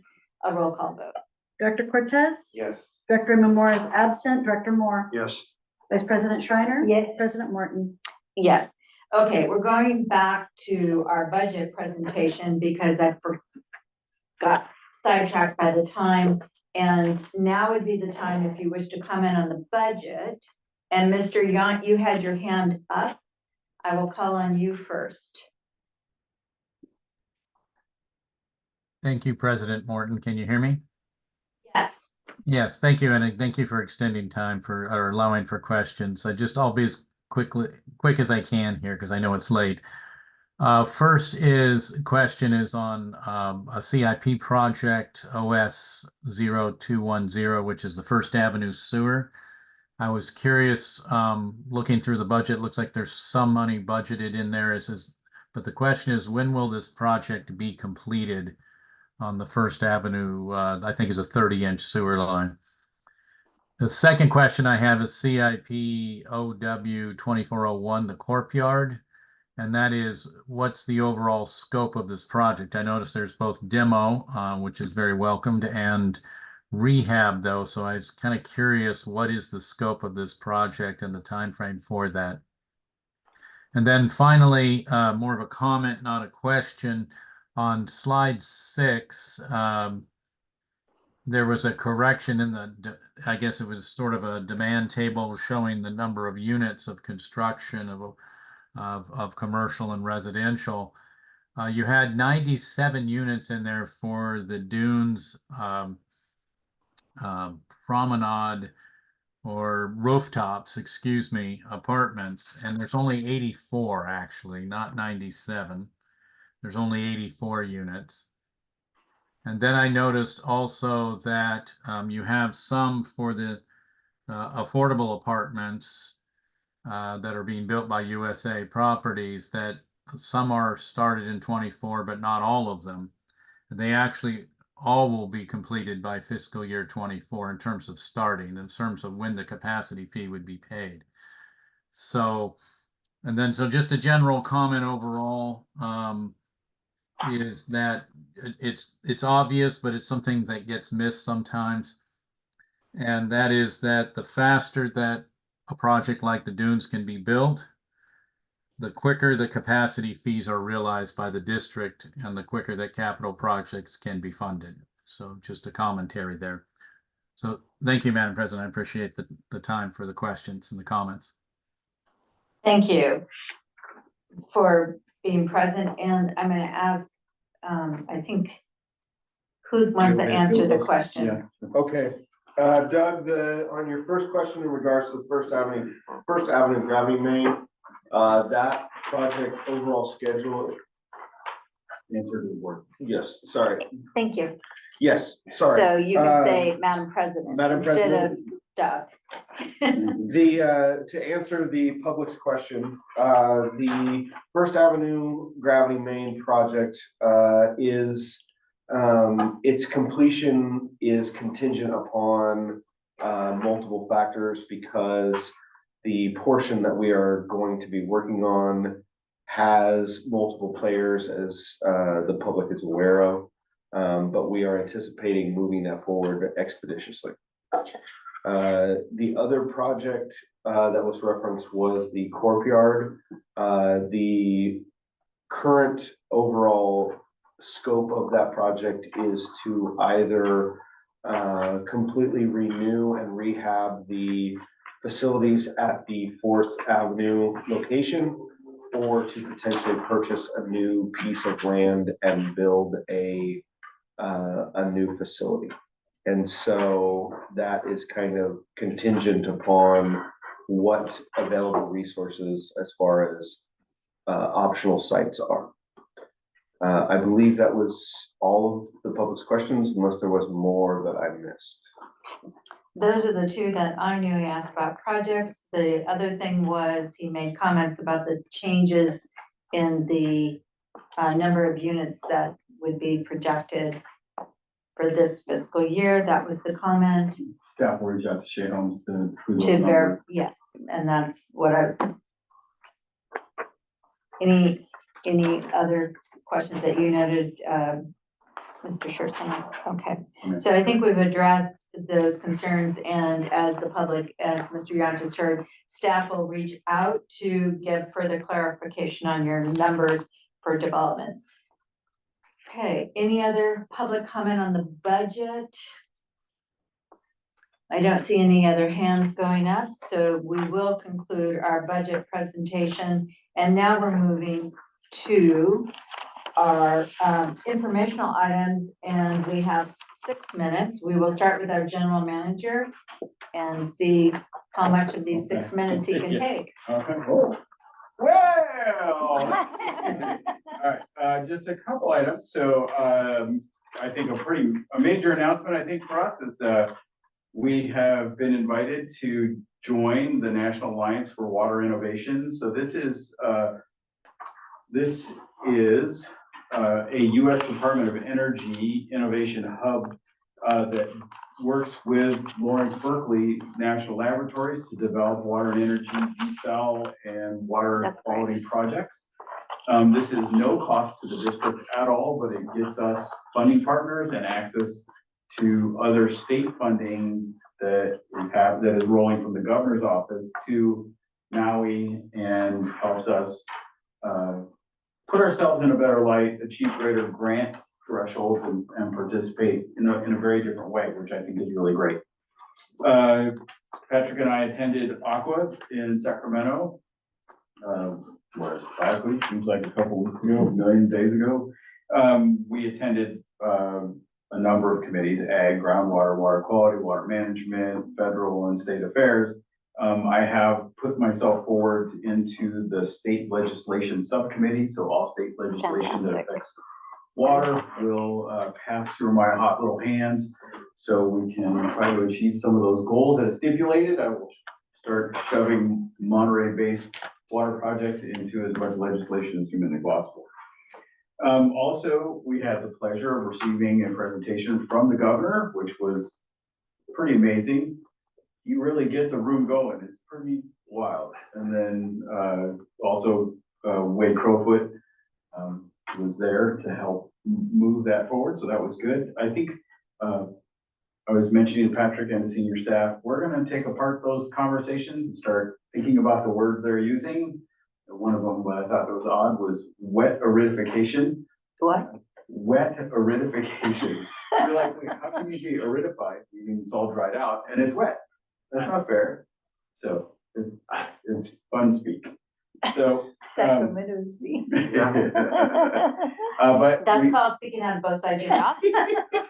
I don't know, but you're going two ways at the same time. Yeah. But we are aware of the water bond that's being pushed, and so it's about 15 billion right now. And so Task Patrick was reaching out to Aqua and working with Soren and their team to make sure that we weave again some of our issues and some of our traits into that bill, or into that bond, so that we can get some money out of it as we move forward. I also started working with Feldman Rolap. We've now handed them off to Miriam B. Funding. I'll be helping her shoulder that work as we move forward, but to prepare our bond so that we can issue the bond in August before the national election, which will drive bond prices kind of crazy. I have been requested to present to the city of Marina, so we'll be doing that in June to discuss rates. I've also got a meeting with the interim CM at Seaside, city manager. That'll be tomorrow to talk about all of our issues and try to smooth some of the air between us. And your presentation, I'm sorry, I just wanted to clarify. Your presentation to the city of Marina is while the 218 vote timeframe is open. Thank you. Yeah, there seems to be some question about how big their voting block is, meaning how much property the city of Marina owns, and how about their impact. And apparently there are members of the community that are demanding that the city vote no. Which they only own 34 parcels, they represent 0.05% of the total village block. But I'm happy to go and talk to them and share with them the reasoning and why it's important. The city manager knows why it's important, has participated with us, and so is very aware. So I'm really going to support him and the pressure that he's under. We've had a number of good meetings with SVBGSA, as already seen. Also, I don't, the 2A, 1A2 things, we have successfully come up with an easement agreement with CSU and with PG&E. Finally, and Patrick it's been signed by CSU. Chancellor's office, and it's en route, so our A1A2 project is moving back on track, thank God. And the California road work, we will have to you in June. So we'll have a pipeline underway, we'll have the pump station underway, we'll be on track to getting those assets back or online. And then I met with Fred, is it Muir? Fred Muir and Rich. What's Rich's last name? Don't know. Anyway, they're part of MPS's nonprofit that's working to develop the Innovation Center. Their concern was around water supply. I reassured them that we were there to develop the additional 20 acre feet if they needed.